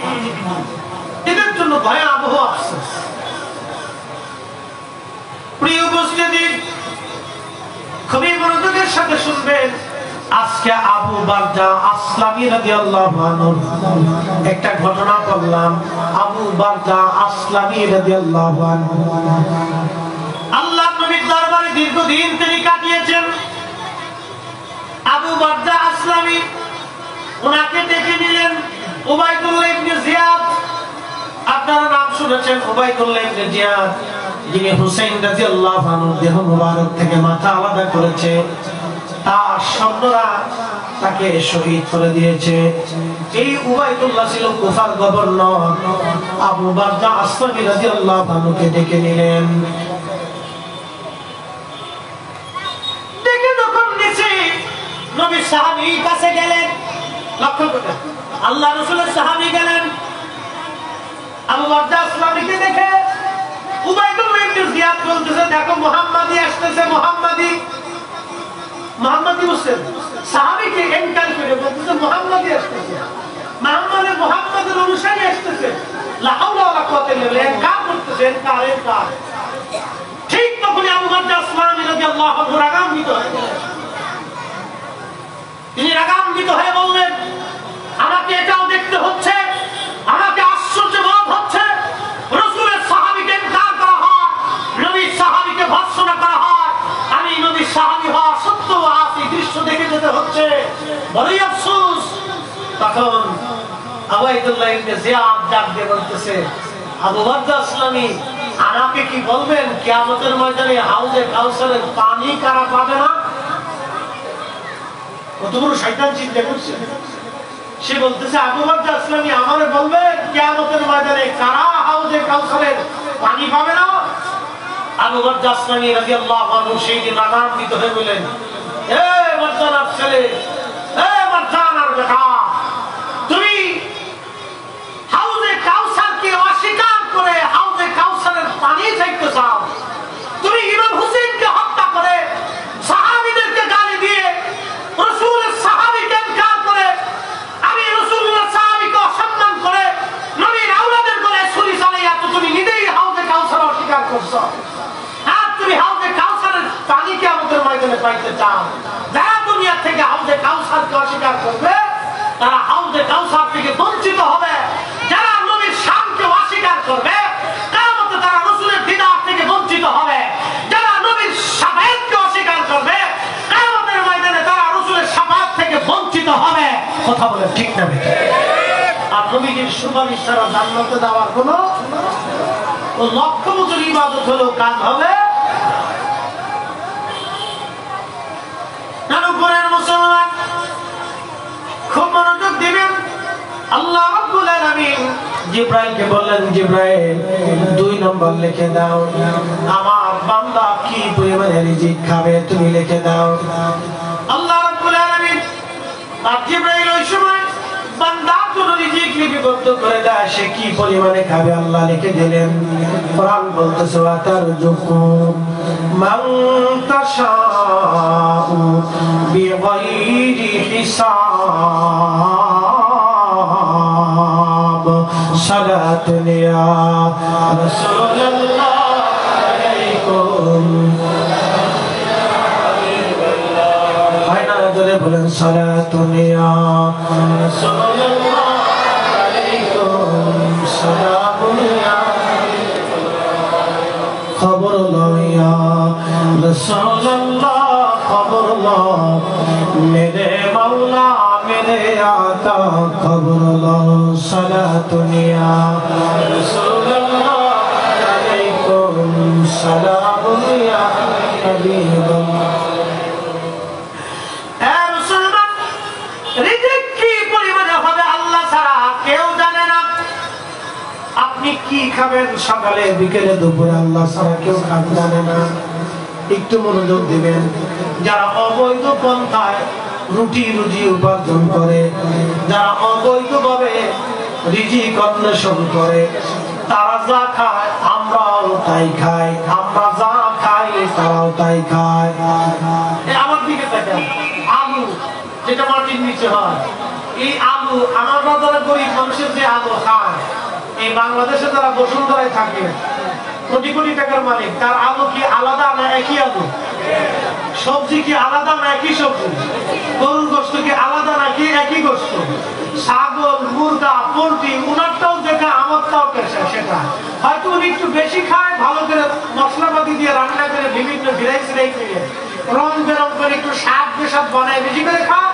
আমরা বেশি গরিব মানুষ আমরা হয়তো একটু সবজি টবজি দিয়ে ডাল ভাত দিয়ে একটু কম কম খাই পার্থক্য এতটুকুনি উনি হয়তো সামান্য একটু বেশি খায় আমি একটু কম খাই উনি হয়তো 16 আনা খায় আমি তো 12 আনা খাই উনি হয়তো 16 আনা খায় আমি হয়তো 12 আনা খাই এই তো তুলনা এই সামান্য একটুর জন্য মানুষের হক নষ্ট করা এটা বুকামি যারা হারাম উপার্জন করিয়া এই হারাম খাদ্য ভক্ষণ করিয়া যারা দুনিয়া থেকে কবরে চলে গেল তার ইবাদত রোজা জিকির ফিকির নামাজ কালাম হজ কোনো কিছুই আল্লাহর কাছে কবুল হয় নাই অতএব এমন জীবন করিও গঠন হাসিবে তুমি কাঁদিবে ভুবন আমাদের কাজ হচ্ছে হালালের জিন্দেগি গঠন করিয়া আল্লাহ তার রাসূলের গোলামি করিয়া কবরে যাওয়া এটা হচ্ছে বুদ্ধিমানের কাজ আমরা এই ভুলটা যদি করি তাহলে আমাদের জীবনের মহা সর্বনাশ প্রিয় নানুপুরবাসী আল্লাহ লিখে দেন বান্দা কি পরিমাণে রিজিক অন্বেষণ করবে আমার আল্লাহ রাব্বুল আলামিন বান্দার আমলনামায় লিখে দেন 3 নম্বর আল্লাহ লিখে দেন বান্দা কি পরিমাণে ইজ্জতওয়ালা হবে তার সম্মান কেমন হবে আল্লাহ লিখে দেন ইজ্জত কার আসবে কার চলে যাবে আমার মালিক আমার মাওলা লিখে দেন কোরআন শরীফ আল্লাহ পাক বলতেছেন তুইজ্জু মান তাশা ওয়া তুদিল্লু মান তাশা চিৎকার করে জোরে বলেন না সুবহানাল্লাহ সালাতুন ইয়া রাসূলুল্লাহ আলাইকুম সালামুন সালাতুন ইয়া রাসূলুল্লাহ আলাইকুম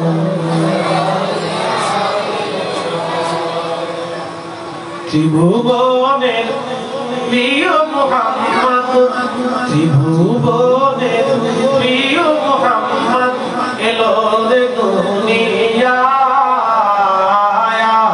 রে শাস আকাশ বাতাস রে দুনিয়া আয় রে শাস আকাশ বাতাস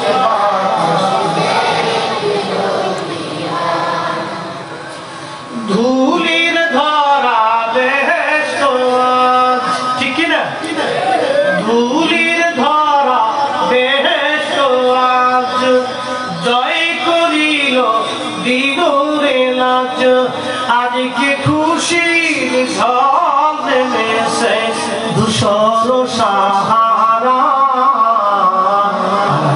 রে শাস আকাশ বাতাস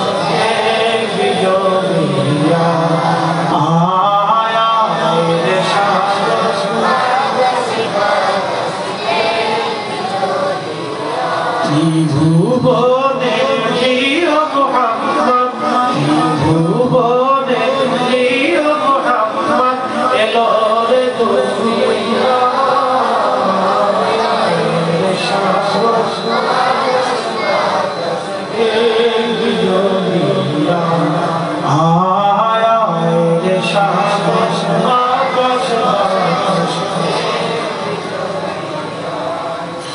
দেখ আমেনা মায়ের কোলে দোলে শিশু ইসলাম দোলে কচি মুখে শাহাদাতের বাণী শেষ না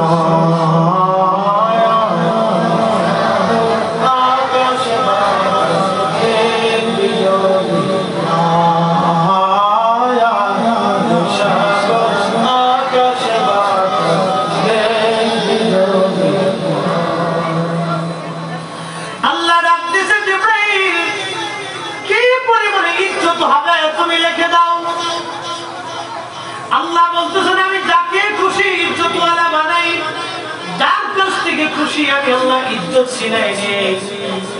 দলের আগে যারা ছিলেন আজকে তারা ক্ষমতায় নাই, নতুন করে আরেক দল ক্ষমতায় এসেছে।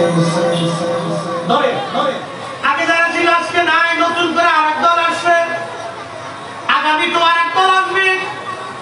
কে থাকবে কে চলে যাবে আমরা কেউ জানি না। কি কথা বল না কেন? এই জন্য ক্ষমতা পাওয়ার পরে অপব্যবহার করতে হয় না। আজকে দেখে যে একদল একটু কোন রকম একটু পাওয়ার পাইয়া কারো বাড়ি আক্রমণ করে, কারো জমি আক্রমণ করে, কারো মসজিদ দখলের চিন্তা করে, মাদ্রাসায় জোর করে অধ্যক্ষ উপাধ্যক্ষ প্রতিষ্ঠানে জোর করে তাদের পদান্নত মানে আপনার কি অব্যাহতি দিচ্ছে। আবার দেখা যাইতেছে বিভিন্ন মাজারগুলি স্থাপনাগুলি ভেঙে দিচ্ছে। আমার কথা, কোন মাজারে যদি শিরিক হয় তাহলে সেই শিরিক বন্ধ করতে হবে। বেদাত যদি হয় সেটা বন্ধ করতে হবে।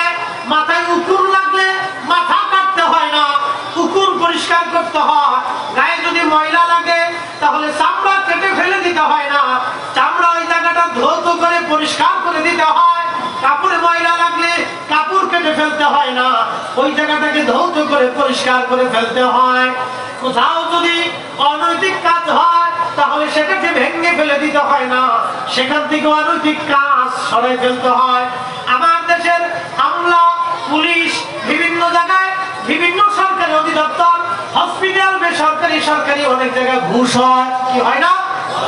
ঘুষের কারবারি হয়। তাহলে আপনারা কি এখন স্বরাষ্ট্র মন্ত্রণালয় ভেঙে ফেলবেন, জাতীয় সংসদ ভেঙে ফেলবেন? তাহলে আপনারা কি ওই যে কি বলে অর্থ মন্ত্রণালয় ভেঙে দিবেন?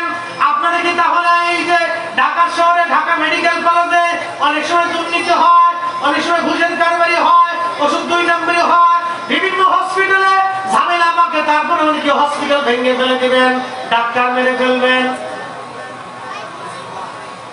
যদি এগুলি করে না যায় তাহলে আমি ফরিদি বলতেছি, আমি মাজারে শিরিকের পক্ষে না, বেদাতের পক্ষে না। আমরা চাই কোন মাজারে যদি শিরিক হয় তাহলে সেটা পরিষ্কার কইরা সেখানে সুন্নত তরিকা নবীর সুন্নাত প্রতিষ্ঠিত করিয়া এতিমখানা সুন্নি মাদ্রাসা বানানো হোক। কথা বলেন ঠিক না বেঠে? এগুলো আমরাও চাই, কিন্তু ভাঙ্গার পক্ষপাতী না। ভাঙ্গার পক্ষপাতী স্থাপনাগুলি ভাঙ্গার পক্ষপাতী। প্রিয় উপস্থিতি, খুব মনোযোগ দিয়ে আর একটু সামনের দিকে বাড়াই। আল্লাহ পাক রব্বুল আলামিন বলেন আমি যাকে খুশি ইজ্জত দেই, যার কাছ থেকে ছিনাই নেই। অতএব ক্ষমতা আসার কোন অপব্যবহার করে এটা অন্যায়। যারা এই কাজগুলি করবে তাদের আবার সেই পরিণতি ভোগ করা লাগবে। যারা ক্ষমতা পাওয়ার পরে অপব্যবহার করবে তাদের আবার সেই পরিণতি, সেই পরিণতি হবে। ক্ষমতা স্থায়ী না। চেঙ্গিস খান ক্ষমতা পেয়েছিল, 2 কোটি মানুষ মেরেছে। চেঙ্গিস খানের কবরের চিহ্ন পর্যন্ত আজ পৃথিবীতে নাই। তার সাম্রাজ্য নাই, রাজত্ব নাই, তার আইন নাই, বংশধর নাই, বিলুপ্ত হয়েছে, ধ্বংস হয়েছে। খালাতো খান ইরাকের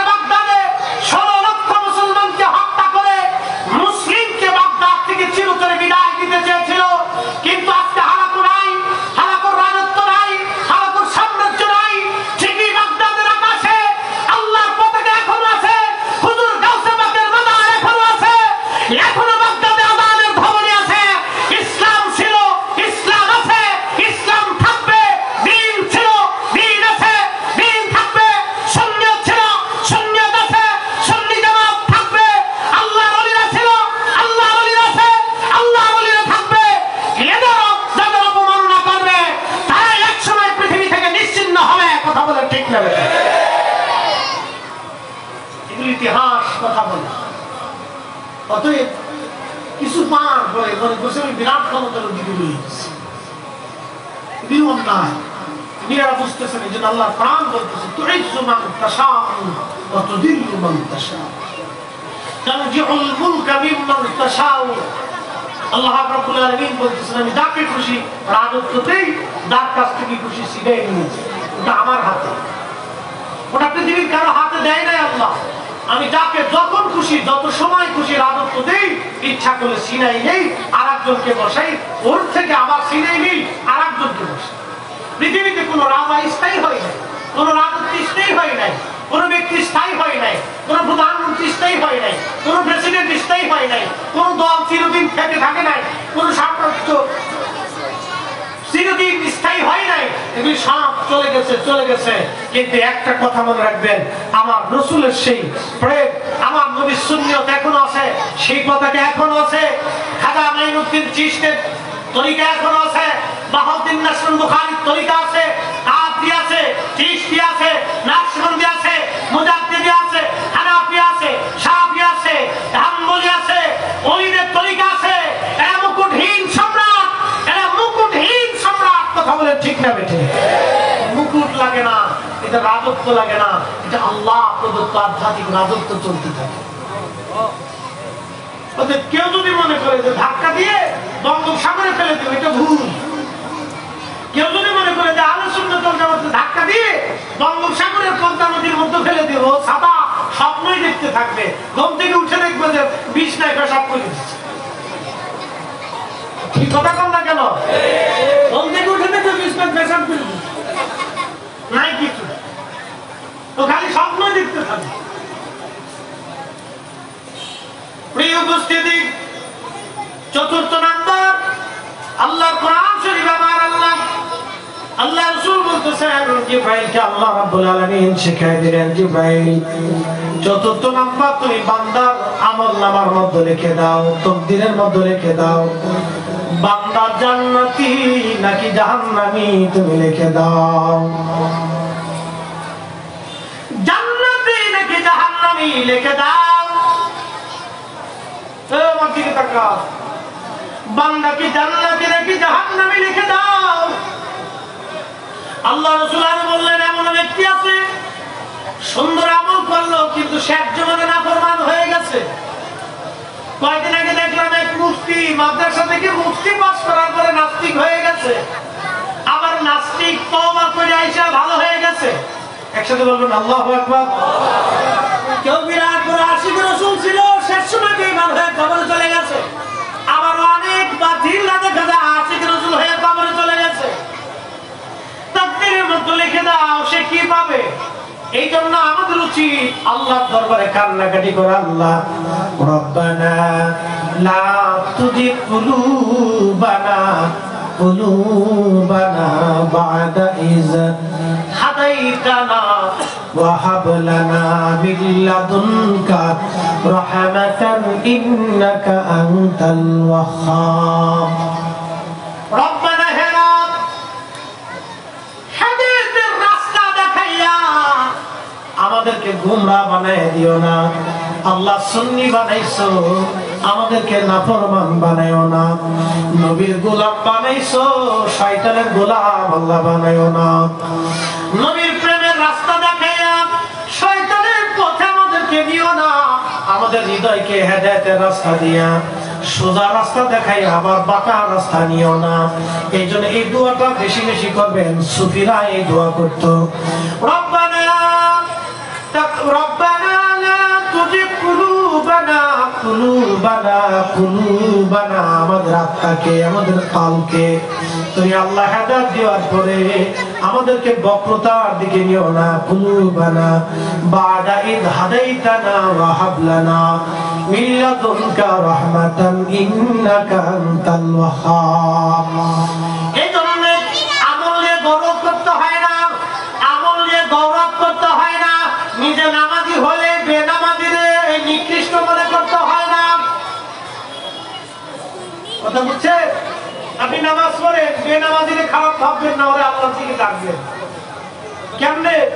আমরা অনেক সময় কটাক্ষ করি, গালি দিই, ধমক দিই, রাগ করি না।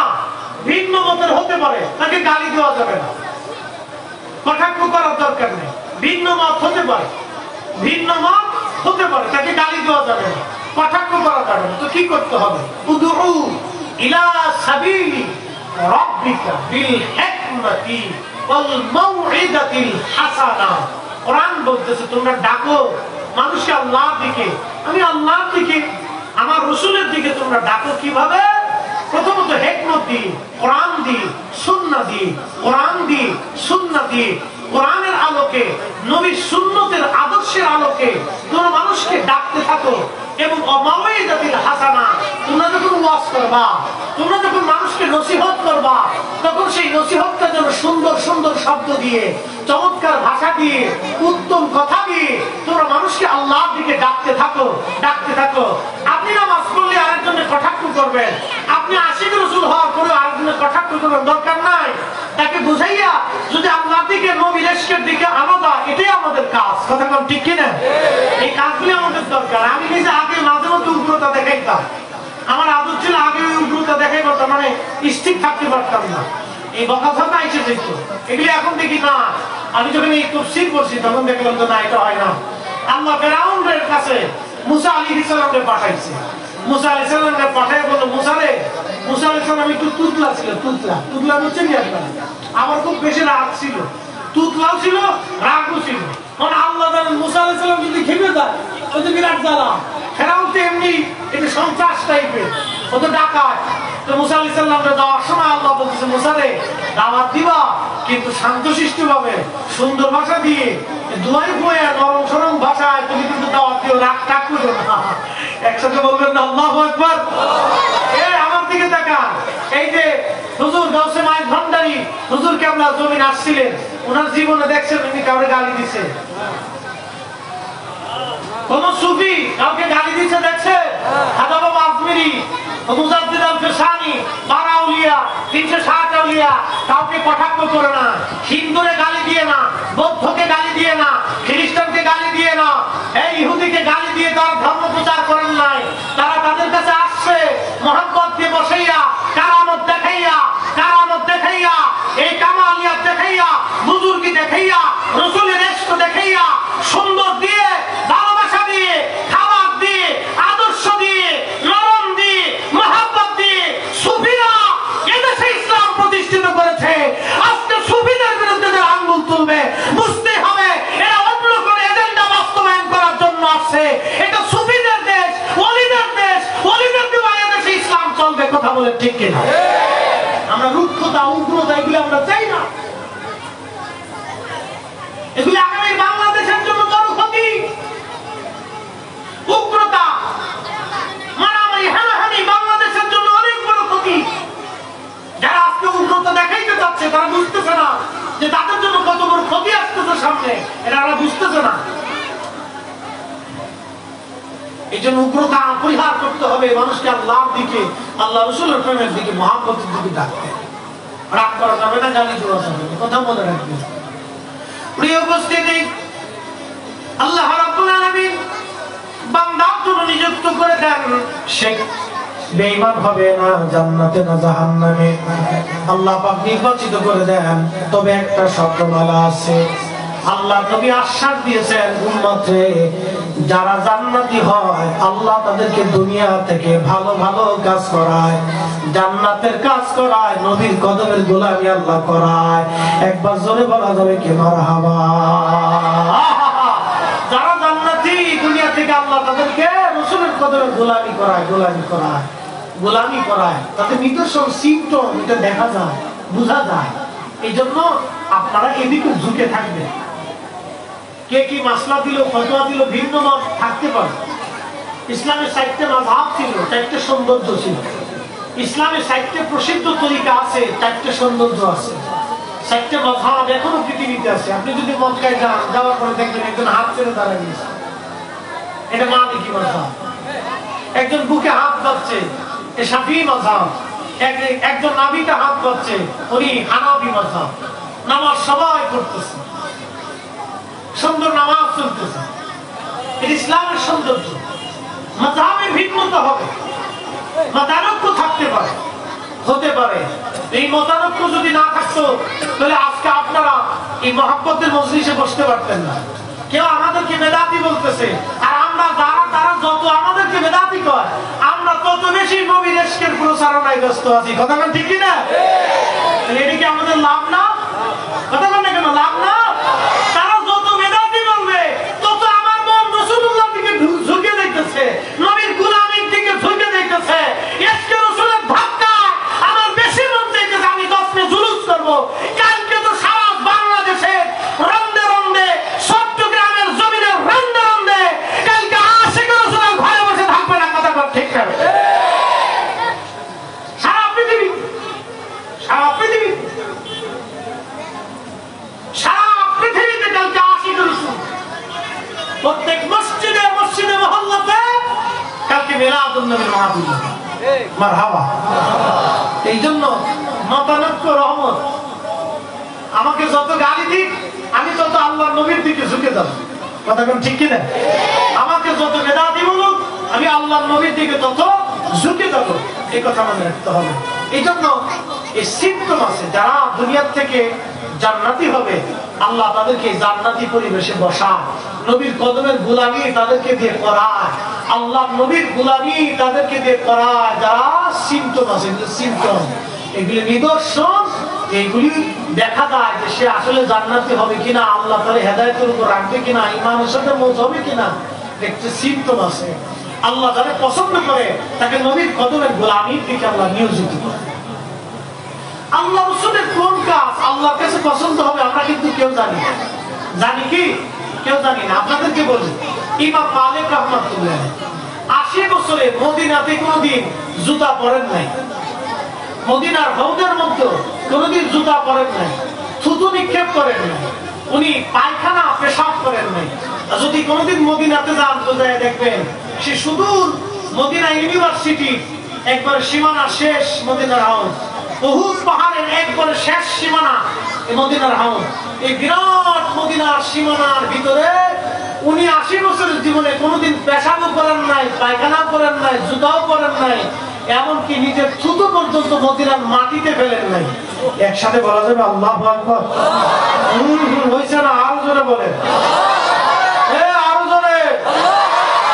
উনি একদিনের জন্য, 1 সেকেন্ডের জন্য এই আমলকে উনি ছেড়ে দেন নাই, উনার নিজের জীবনে এটা বাধ্যতামূলক করে দিয়েছিল। কিন্তু আল্লাহর নবী তাকে বেদাতি বলেন নাই, পৃথিবীর কোন ইমাম তাকে বেদাতি বলেন নাই, যে এটা কোন সাহাবী করে নাই, তাবী করে নাই, সাহাবী করে নাই, নবী করেন নাই, নবীর আহলে বায়াত করেন নাই। তাহলে ইমাম মালিক এটা করলো কে? ইমাম মালিক বেদাত করছে, এই কথা কোন ইমাম বলার সাহস পান নাই। কারণ কি জানেন? উনি যে জুতা পরেন নাই এটা রাসূলকে কেন্দ্র করে, উনি যে থুতু ফেলেন নাই নবীকে কেন্দ্র করে, উনি যে পায়খানা পেশাব করেন নাই নবীকে কেন্দ্র করে। জিজ্ঞেস করা হলো কেন করেন নাই? বলে যেই মাটির নিচে আল্লাহর নবী ঘুমানো সেই মাটির সীমানাতে আমি ইমাম মালিক কি করে পায়খানা পেশাব করব, থুতু ফেলবো, জুতা পরবো, আমি মরে যাব, তো এই কাজ করতে পারবো না। একসাথে বলা যাবে আল্লাহু আকবার। এটা নবীর ইশকে, কার ইশকে? এগুলো হলো সিম্পটম, সিম্পটম। রাসূলের ইশকে যারা পুরে যায় আল্লাহ তাদেরকে জান্নাতি বানায়া কবরে নিয়ে যায়, এটা সিম্পটম, নিদর্শন। এখন কেউ যদি মনে করে যে আমরা মিলাদুন নবী করাতে বেদাতি হইছি, তো মিলাদুন নবী, নবী শব্দটা আছে, আমরা মিলাদ উদযাপন করছি আমার রাসূলের জন্য, এটা নিসবত রাসূলের দিকে। বাইতুল্লাহ আল্লাহর সাথে সম্পর্ক, বাইতুল্লাহ আল্লাহর সাথে সম্পর্ক, ওটা পাথরের ঘর, পাথরের 4 পয়সা মূল্য নাই। ওটা ইব্রাহিম আলাইহিস সালাম পাথর এনে এনে কেটে কেটে বানিয়েছিলেন। পাথরের কি দাম আছে বলেন তো? এই হাজরে আসওয়াদ একটা পাথর, তার কি দাম আছে? ওটা বেহেশত থেকে আসুক আর হাউজে কাউসার থেকে আসুক আর ওই আপনার পৃথিবীর অমূল্য সম্পদ থেকে আসুক, ওটা তো পাথর, ওটা দিয়ে আমার কি হবে? কিন্তু পাথর তো হাজরে আসওয়াদ, এটা কাবার সাথে সংস্পর্শ, আমার নবীর ইজ্জতের সাথে জড়ানো।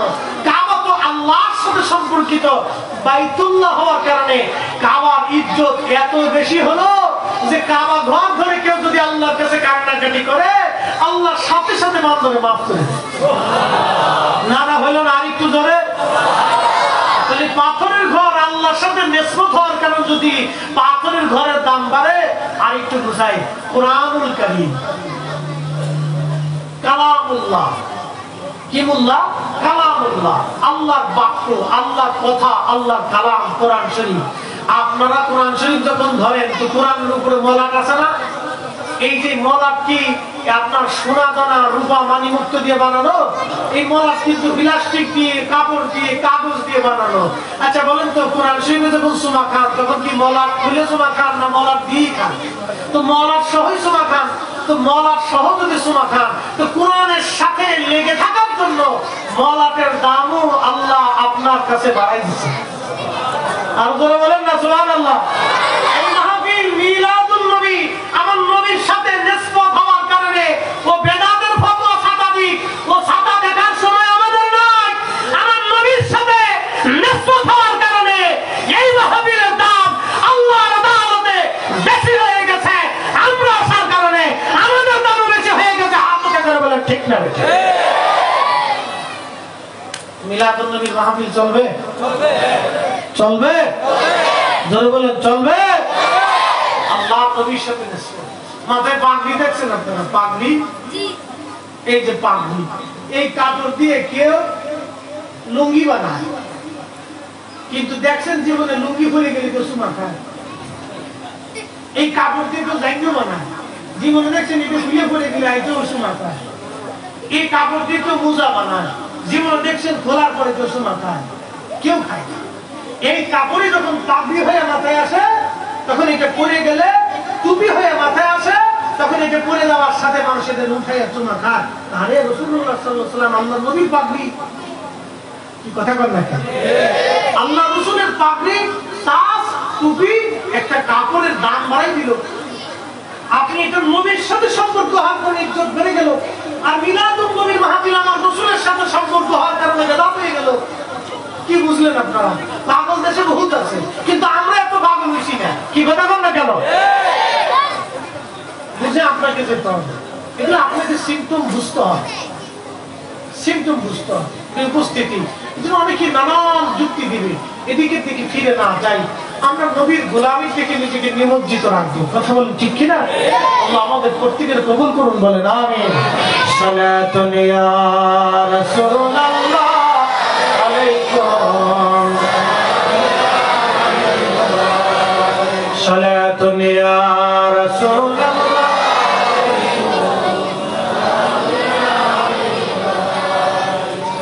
মগজ কোরআন রূহে ঈমান জান দিন, মগজ কোরআন রূহে ঈমান জান দিন, হাসতে হুব্বে রাহমাতুল লিল আলামিন। সালাতুন ইয়া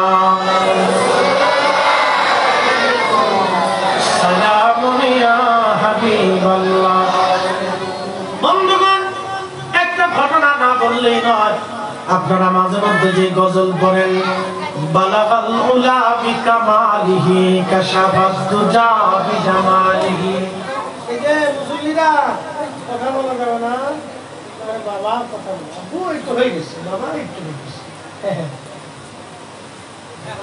ওরে বাপরে বাপ, বই পর্যন্ত বসে রয়েছে, শুকরিয়া আদায় করেন আলহামদুলিল্লাহ। এতক্ষণ আপনার গাড়ির উপরে যে লাফায় নাই কপাল গলা, বাবার গাড়ি উঠে, চাচার গাড়ি উঠে, নানার গাড়ি উঠে, দাদার গাড়ি উঠে, ও প্রেসিডেন্টও চিনে না, প্রধানমন্ত্রীও বলে না, এসিও চিনে না, ডিসিও চিনে না, এসপিও চিনে না, প্রিন্সিপাল হুজুরও চিনে না। তো নাকিয়ে গাড়ির উপর চাপ দিয়ে বলছে, নানা কেমন আছে? নানার কাছে প্রিন্সিপাল হুজুরের কোনো ভ্যালু নাই, নাতির কাছে কোনো ভ্যালু নাই। এরা যে পর্যন্ত বসে রয়েছে, শুকরিয়া আদায় করতে হবে। আল্লাহু আকবার। প্রিয় উপস্থিতি, হাজরাতেন শেখ সাদী রাহমাতুল্লাহ আলাইহি তিনি কবিতা লিখলেন, বালাগাল উলা বিকামালিহি কাশাফাত দুজা বিজামালিহি হাসানাত জামিউ খাসাইহি। আর তিনি লিখতে পারে না, 3 লাইন লেখছে, 4th লাইন আর মিলাইতে পারে না। চিন্তা চিন্তা চিন্তা চিন্তা পেরেশানি, কিন্তু আর লিখতে পারে না। মাথাতে আর আসে না, খুব চিন্তায় পড়ে গেলেন। কারণ কবিরা কোনো কিছু লেখলে অটোমেটিক আল্লাহ তাদের মাথায় দিতেন। Kazi Nazrul under matric pass, একটা ছেলে অভাবের সংসারে মা, নাম দিয়েছিল তার দুঃখ মিয়া। কিন্তু এত বড় মেধাবী কবি সাহিত্যিক বাংলার ঘরে আর কোনো মা জন্ম দিতে পারবে কিনা আমার আর জানা নাই। বাংলা ভাষায় এত বড় কবি, তিনার সাহিত্য চুরি হয়ে গেল। তিনি অভাবের কারণে প্রবন্ধ বিক্রি করে দিতেন, সাহিত্য বিক্রি করে দিতেন। কাজী নজরুলের লেখা সাহিত্যগুলি অনেকে নাম দিয়ে চালাই দিয়েছেন। কাজী নজরুল যদি সাহিত্য বিক্রি না হতো, চুরি না হতো, হারিয়ে না যেত, তাহলে রবীন্দ্রনাথ ঠাকুর বিশ্বকবি হতে পারে না, রবি ঠাকুর বিশ্বকবি হতে পারে না। কাজী নজরুলের প্রবন্ধ সাহিত্যের কাছে রবি ঠাকুরের সাহিত্যের কোন নাই। ওনার এগুলি যদি চুরি না হতো, আল্লাহু আকবার, বাংলার কবি, আমার ভাষার কবি, শুধু মুসলিম হওয়ার কারণে উনি বৈষম্যের শিকার হয়েছিলেন। ব্রিটিশদের সাথে তিনি বৈষম্যের শিকার হয়েছিলেন।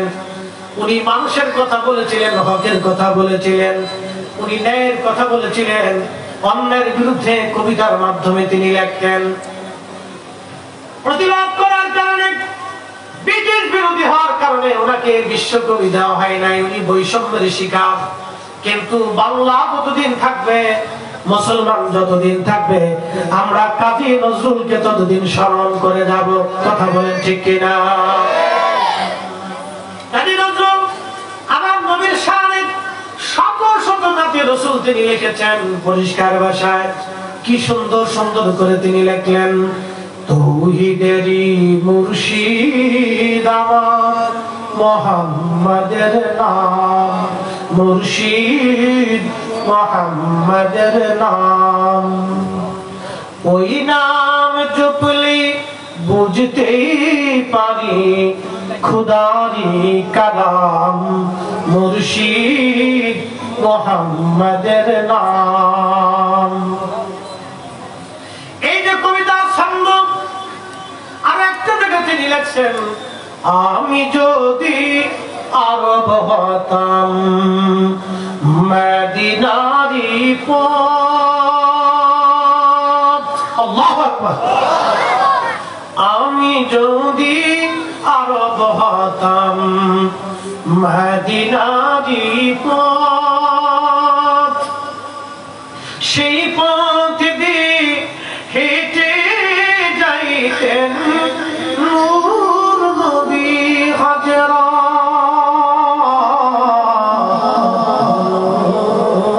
নূর নবী হাজরাত, সালাত ইয়া রাসূলুল্লাহ,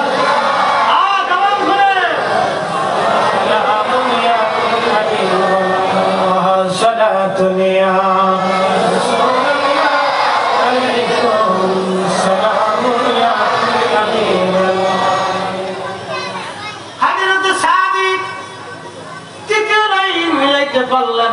ঘুমিয়ে পড়েছেন। স্বপ্নের ঘরে দেখে রে রাহমাতুল লিল আলামিন তশরীফ গ্রহণ করেছে। আল্লাহর নবীর জীবনের কোন বিষয়টা উম্মতের কবুল হবে জানা নাই। মিলাদুন নবীর বিরোধিতা যারা করে ওরা জানে না কোন আশিকের চোখের পানি কখন কবুল হবে জানা নাই। কোন ব্যক্তির হৃদয়ে আকুতি ভালোবাসা নবীর আজকে চোখের পানি কখন কবুল হবে নবীর দরবারে কারোই জানা নাই। বরং বিরোধিতা করে সে ধ্বংস হবে, এটাই স্বাভাবিক। আস্তে বলেন কেন, জোরে বলেন।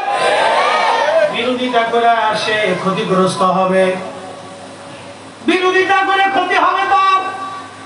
আখিরাতের রাস্তা কঠিন হয়ে যাবে, কবরের রাস্তা কঠিন হয়ে যাবে।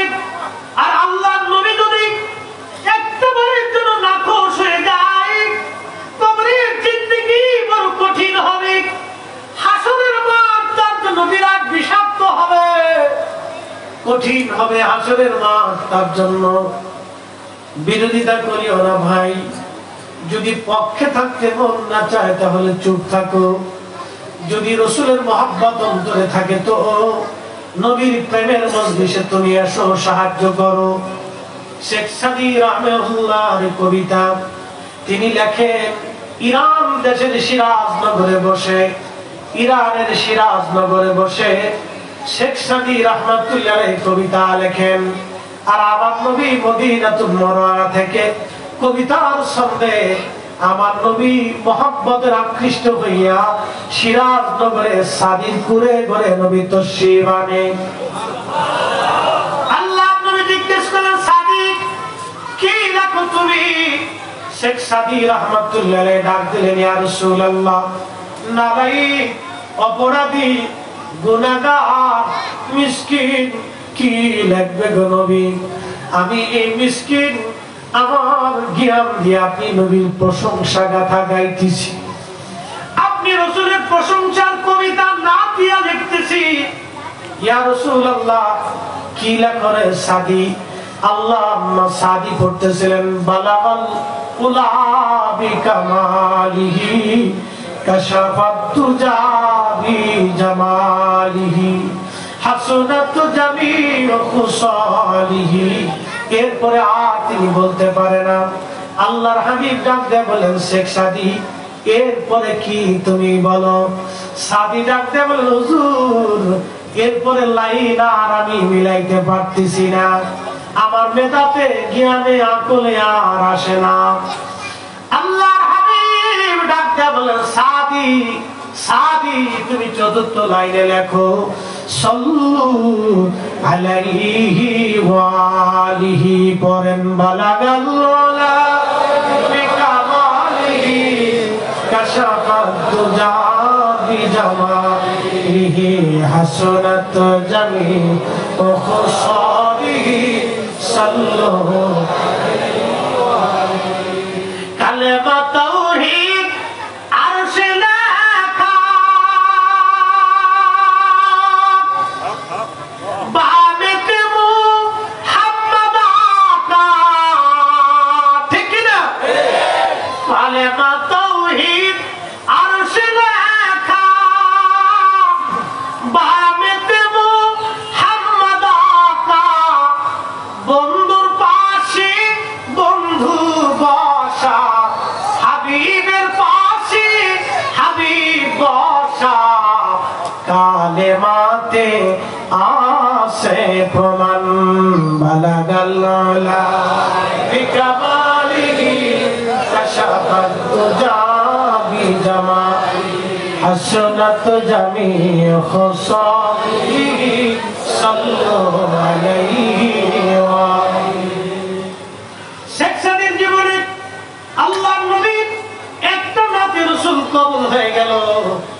ও চট্টগ্রামের ফটিকছড়ির নানুপুরের সুন্নি মুসলমান শুনে যান, আজকে আপনার জীবনের কোন দিনের দুরুস, কোন দিনের মিছিল, কোন দিনের এই সুন্নতের খিদমত, কোন মাদ্রাসার সুন্নি এতিমখানা মাদ্রাসার খিদমত, কোন মসজিদের খিদমত, কোন মিলাদুন নবীর মাহফিলের খিদমত, কোন সুন্নি সম্মেলনের খিদমত, কোন নবীর প্রেমের চোখের পানি, কোন দিনের শান, কোন দিনের নাতিয়া দুরুদ সালাম কবুল হবে নবীর দরবারে আমাদের জানা নাই। শেখ সাদী ইন্তেকাল হয়ে গেল। এক আল্লাহর ওলি স্বপ্ন দেখে বললেন, সাদী তোমার সঙ্গে আমার আল্লাহ কেমন ব্যবহার করেছে? আল্লামা শেখ সাদী বললেন, ও আল্লাহর ওলি, আল্লাহর বান্দা, আমাকে আল্লাহ রাব্বুল আলামিন মাফ করে দিয়েছে, মাফ করে দিয়েছে, ক্ষমা করে তার রহমতের কোলে আল্লাহ টেনে নিয়েছে। একবার জোরে বলা যাবে কি মারহাবা? ক্ষমা ক্ষমা ক্ষমা, আল্লাহর দরবারের ক্ষমা আমাদের জন্য বিরাট নিয়ামত। এই জন্য আল্লাহর নবী প্রত্যেকদিন 70 বার ইস্তেগফার করতেন। আমার নবীর এক মুহূর্তের জন্য কোনো খাতা নাই, আইব নাই, ভুল নাই, কিচ্ছু নাই। নবী একবারে নিষ্পাপ, আগে পরে সব নিষ্পাপ। তারপর নবী 70 বার ইস্তেগফার করতেন উম্মতকে শেখানোর জন্য, উম্মত তোমরা বেশি বেশি করে আল্লাহর কাছে ক্ষমা চাও, ক্ষমা চাও, ক্ষমা চাও, ক্ষমা ক্ষমা। শেখ সাদী ডাক দিয়ে বললেন, আল্লাহর ওলি ডাক দিয়ে বলেন, সাদী রে কিসের জন্য, কোন আমলের জন্য আল্লাহ তোমারে ক্ষমা করছে বলবানি। শেখ সাদি ডাকতে বলেন, আল্লাহর বান্দা, আমি আমার রাসূলের শানে নাতে রাসূল লিখছিলাম, বালাগাল উলা বি কামালিহি কাশাবাত তুজা বি জামালিহি, নাতে রাসূল লিখছিলাম। আমি নাতে রাসূল আসিয়া আমি মসজিদে নববীতে নবীজির রওজা মুবারকের পাশে দাঁড়ায়া আমি আমার রাসূলকে শুনাইছি, পরে পরে শুনাইতাম। যখনই আসতাম আল্লাহ আমারে ডাক দিয়ে বলল, সাদি, তোমার জীবনের কোন আমল আমি আল্লাহর কাছে পছন্দ হয় নাই, তোমার নামাজ আমি আল্লাহর মনোভূত হয় নাই, তোমার রোজা আমি আল্লাহর মনোভূত হয় নাই, তোমার যাকাত আমি আল্লাহর মনোভূত হয় নাই, তোমার হাত আমি আল্লাহর মনোনীত হয় নাই, তোমার জিকির আমি আল্লাহর কাছে ভালো লাগে নাই রে সাদি।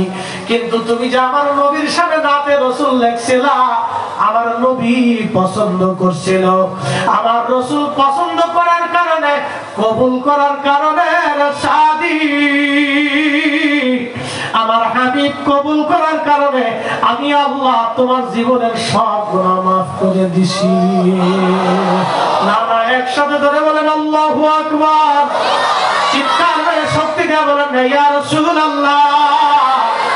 নবী খুশি, আল্লাহ খুশি। কাজী নজরুল লিখলেন, আল্লাহকে যে পাইতে চায়, আল্লাহকে যে পাইতে চায়, হযরতকে ভালোবেসে আরশ কুরসি লৌহ কলম না চাহিতেই পেয়েছে সে। কথা বলেন ঠিক কি না? এরপরে এক টুকরো যুবক দাঁড়িয়ে রাখবো।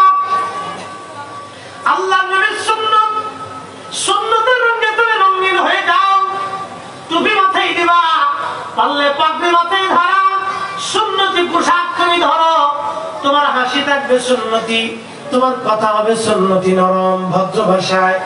মুরব্বীদেরকে সম্মান করবা, মা বাবার খেদমত করবা। প্রয়োজন বোধে মা বাবার হাত পাগুলি পর্যন্ত তুমি ধোয়াইয়া পরিষ্কার করে দিবা। মা যা বলবে তাই তুমি শুনবা, বাবা যা বলবে তুমি মেনে মেনে চলবা।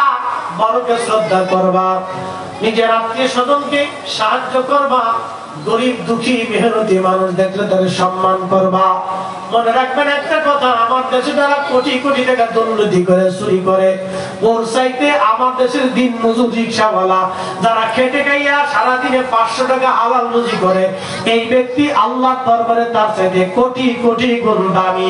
কথা বল ঠিক কিনা? সম্মান করে রিক্সাওয়ালারে করেন, দিন মজুরে করেন, আপনার বাড়ির কামলারে করেন, কাজের লোকেরে করেন, চাকরকে করেন, চাকরানিরে করেন। কারণ আপনার বাড়ি পরিষ্কার করে, আপনার থালা বাটি বাসন মাজে, কাপড় চোপড় ধুয়ে দেয়, ওরে ভালো খাবার খায়, ওরে খাওয়ান, ও আপনার তা করে দেয়। বিনিময়ে পরিশ্রম করে কিছু পয়সা আপনি তারে দেন। ও হালাল রুজি করে, ও হারাম করে না, ও কোটি কোটি টাকা পুকুর চুরি করে না। ওই আল্লাহ রাসূল বান্দা, ওই পরিশ্রম করে খায়। একজন কৃষককে সম্মান করেন, একজন আলেমকে সম্মান করেন, একজন ইমামকে সম্মান করেন। কারণ তারা নির্দিষ্ট রুজি রুটি অর্জন করে, তারা 1 টাকা দান করে খেতে পারে না। আমার দেশের যারা সাধারণ চাকরিজীবী আছে, মধ্যবিত্ত আছে, বিদেশে পরিশ্রম করে খায়, ওকে সম্মান করেন। কারণ বিদেশেও রৌদ্রের মধ্যে পুড়ে পড়ে, প্রচন্ড লু হাওয়াকে মেনে নিয়ে, বিরাট বড় ইউরোপের ঠান্ডা মেনে নিয়ে ও পরিশ্রম করে বাংলাদেশে টাকা পাঠায়। ওর টাকার মধ্যে কোনো হারাম নাই, ওটা একবারে হালাল। ওই হলো আমার দেশের অরিজিনাল সূর্য সন্তান। আর চোর বাটপার, সিটার বাটপার যারা আমার দেশ থেকে টাকা পয়সা চুরি করে বিদেশে পাচার করে, ও আমার সমাজের রাষ্ট্রের কেউ না, ও হলো আন্তর্জাতিক চোরার ঘরের চোরা। আমার দেশের কেউ না, যারা খেতে খেতে খেয়ে খেয়ে আমার দেশ সাজাইছে, ওরা অরিজিনাল। এদেরকে সম্মান করবে। রিক্সাওয়ালার ধমক দিবেন না, গালি দিবেন। একজন কৃষক মাস গেলে বেতন পায়, নির্দিষ্ট বেতন। একজন ইমাম মাস গেলে নির্দিষ্ট বেতন পায়, তার পেশাকে সম্মান করে, তাকে ইজ্জত দেয়। সে যে কাজ করে, দোকানদার মুদি দোকানি করে, ও বাদাম বেচে, ও কি বলছে আপনার ওই শর্টকটির দোকান দিছে, ছোটখাটো ব্যবসা করে, ও কিন্তু চুরি করে না, আপনার টাকা মেরে খায় না, ও আপনাকে দিয়ে সামান্য ব্যবসা করে, ওকে সম্মান করে। যার তার অবস্থা অবস্থানে, যে যে আছে যে অবস্থানে, তার তার কাজকে শ্রদ্ধা করেন, সম্মান করেন। এই উপস্থিতি এগুলি আমাদেরকে বুঝতে হবে। আমাদের সমাজ চেঞ্জ হবে, রাষ্ট্র চেঞ্জ হবে, আমরা পরিবর্তন হবো। একটা নারীর সম্মান করেন, একটা বোনের সম্মান করেন। রাস্তা দিয়ে যাওয়ার সময় একটা সুন্দরী মেয়ে হেঁটে যাচ্ছে, আপনি শীষ বাজাচ্ছেন, লজ্জা করে না? হ্যাঁ, আপনার লজ্জা করে না? আপনার ঘরে যদি এরকম বোন থাকতো, আর এক পুরুষ যদি শীষ বাজাইতো, আপনার কলিজার ভিতর দাও দাও করে আগুন জ্বলে উঠতো। আপনার বোনের জন্য যেমন আপনার দয়া লাগে, ঠিক আরেকজনের মেয়ের জন্য তারও এরকম দয়া লাগে, মায়া লাগে। এগুলি করবেন না, এগুলি সামাজিক অন্যায়, ব্যাধি আমাদের জন্য।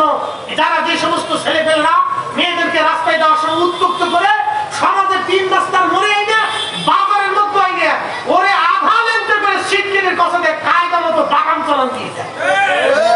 কথা বল না কেন?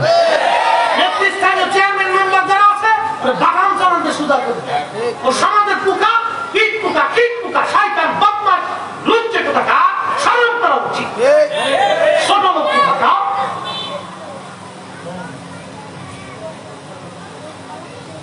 প্রিয় মুসলমান, এগুলি আমাদের করে দেবে।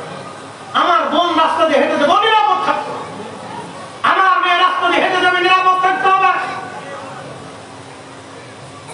নিরাপদ থাকতে হবে। এক সাহাবী এসে বলতেছে, যুবক সাহাবী, ইয়া রাসূলুল্লাহ, আমি জিনা করব, অনুমতি দেন। চিন্তা করছে, এক যুবক এসে বলতেছে, ইয়া নবী আল্লাহ, আমি যে জিনা করব, আমার জিনায় মন উদ্বুদ্ধ হয়, অনুমতি দেন। আল্লাহ নবী, আল্লাহর হাবিব তাকে গালি দেন নাই, ধমক দেন নাই, রাগ করেন নাই। মাউইজাতুল হাসানা, উত্তম শব্দ দিয়ে আল্লাহ নবী তাকে ডাক দিয়ে বললেন, যুবক, তুমি তো জিনা করবা, আমার জিনা করার আগে কিছু প্রশ্নের জবাব দিবা? বলে, হ্যাঁ ইয়া রাসূলুল্লাহ, দয়া করে বলেন, কি প্রশ্ন আছে? আল্লাহর হাবিব সাল্লাল্লাহু আলাইহি ওয়াসাল্লাম ডাক দিয়ে বললেন, যুবক রে, প্রথম প্রশ্ন, তোমার মায়ের সাথে কেউ জিনা করুক, তুমি কি অনুমতি দেবা? আল্লাহর হাবিব ডাক দিয়ে বলতেছে, যুবক, তুমি কি তোমার মায়ের সাথে কেউ জিনা করুক, তুমি কি অনুমতি দেবা? যুবক বলল, না ইয়া রাসূলুল্লাহ, কখনো তা হতে পারে না। আর একটা প্রশ্ন, তোমার বোনের সাথে কেউ জিনা করুক, তুমি কি অনুমতি দেবা? যুবক বলে, না ইয়া রাসূলুল্লাহ, তা কখনো হতে পারে না। আল্লাহর হাবিব বললেন, যুবক, তাহলে বলো, তোমার স্ত্রীর সঙ্গে কেউ জিনা করুক, তুমি কি অনুমতি দেবা? বলে, না ইয়া রাসূলুল্লাহ, তাও তো হতেই পারে না। তাহলে বলো, তোমার মেয়ে, কলিজার টুকরা সন্তান, মেয়েটার সাথে কেউ জিনা করুক, তুমি কি অনুমতি দেবা? যুবক সাহাবী ডাক দিয়ে বলেন, ইয়া রাসূলুল্লাহ সাল্লাল্লাহু আলাইহি ওয়াসাল্লাম, নবী গো, কখনোই তা বাবা হয়ে মেনে নিতে পারবো না। আল্লাহর নবী বললেন, তুমি তো জিনার জন্য উদ্বুদ্ধ হও, তোমার মন বারবার জিনার দিকে আকৃষ্ট হয়ে যাচ্ছে। যুবক, তাহলে তুমি বলো, তুমি যেই নারীর সঙ্গে জিনা করতে চাও, সেই নারী হয়তো কারো মা হবে, কারো বোন হবে, কারো স্ত্রী হবে, না হয় কারো মেয়ে হবে। তুমি তার সাথে কি করে জিনা করতে চাও? যুবক নবীজির কদম মোবারকের মধ্যে পড়ে যায়, বলে, ইয়া রাসূলুল্লাহ, আর বুঝার বাকি নেই, আমাদের মাফ করে দেন। আমি আর কোনোদিন জিনার লিপ্সা অন্তরে আনবো না। একবার জোরে বলা যাবে কি মারহাবা? এটা ইসলাম, এটা ইসলাম, এটা ইসলাম, এটা আমাদের দ্বীন, এটা আমাদের ইসলাম শিখিয়েছে। এটা এগুলি আমাদের সন্তানদেরকে শিখিয়েছে। ছোট কাল থেকে এগুলো শিখিয়ে শিখিয়ে শিখিয়ে শিখে বড় করে তুলতে। আল্লাহ আপনাদের প্রথমে গোলামির দিকে আমাদের সন্তানদেরকে নিয়ে আসেন। তো তারা কথা আর বেশি লম্বায়িত করবো না, যারা বুঝেছেন অল্পতেই বুঝেন। ওয়াজ করলে কি লাভ, শুনলে কি লাভ, লাভ হবে কার আমলে, আমলেও লাভ হবে না নবী প্রেম না থাকলে দিলে।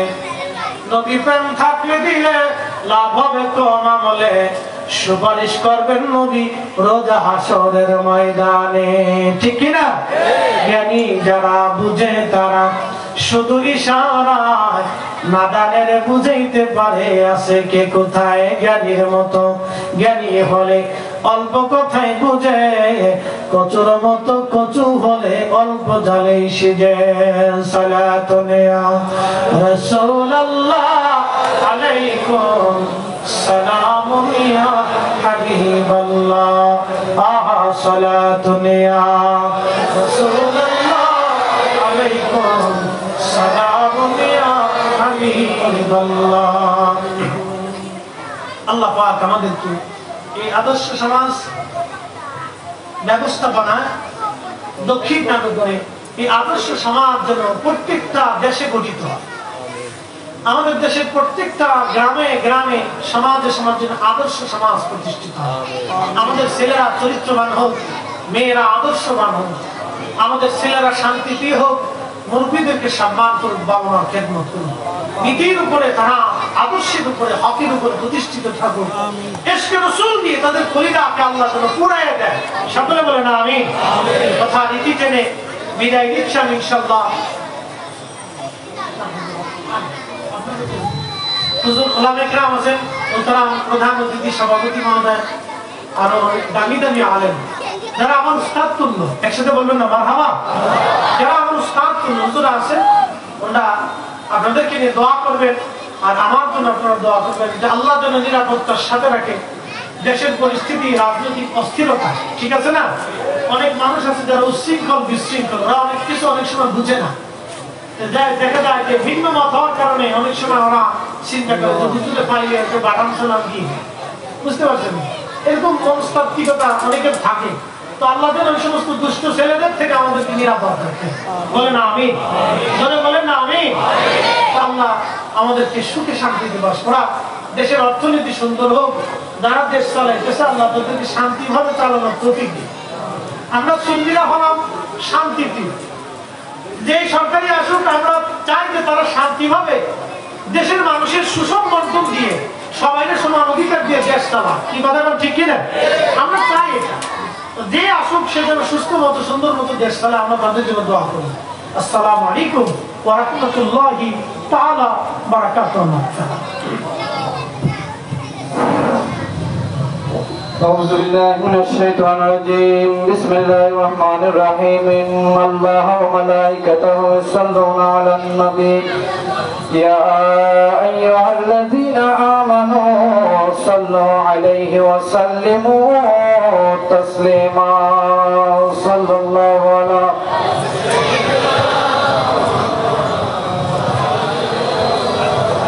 صلاة يا رسول الله. مرحبا يا مرحبا يا مرحبا. ولادت ہے حبیب کبریا کے اٹھو مومن سلام مصطفیٰ کی یا نبی یا رسول یا حبیب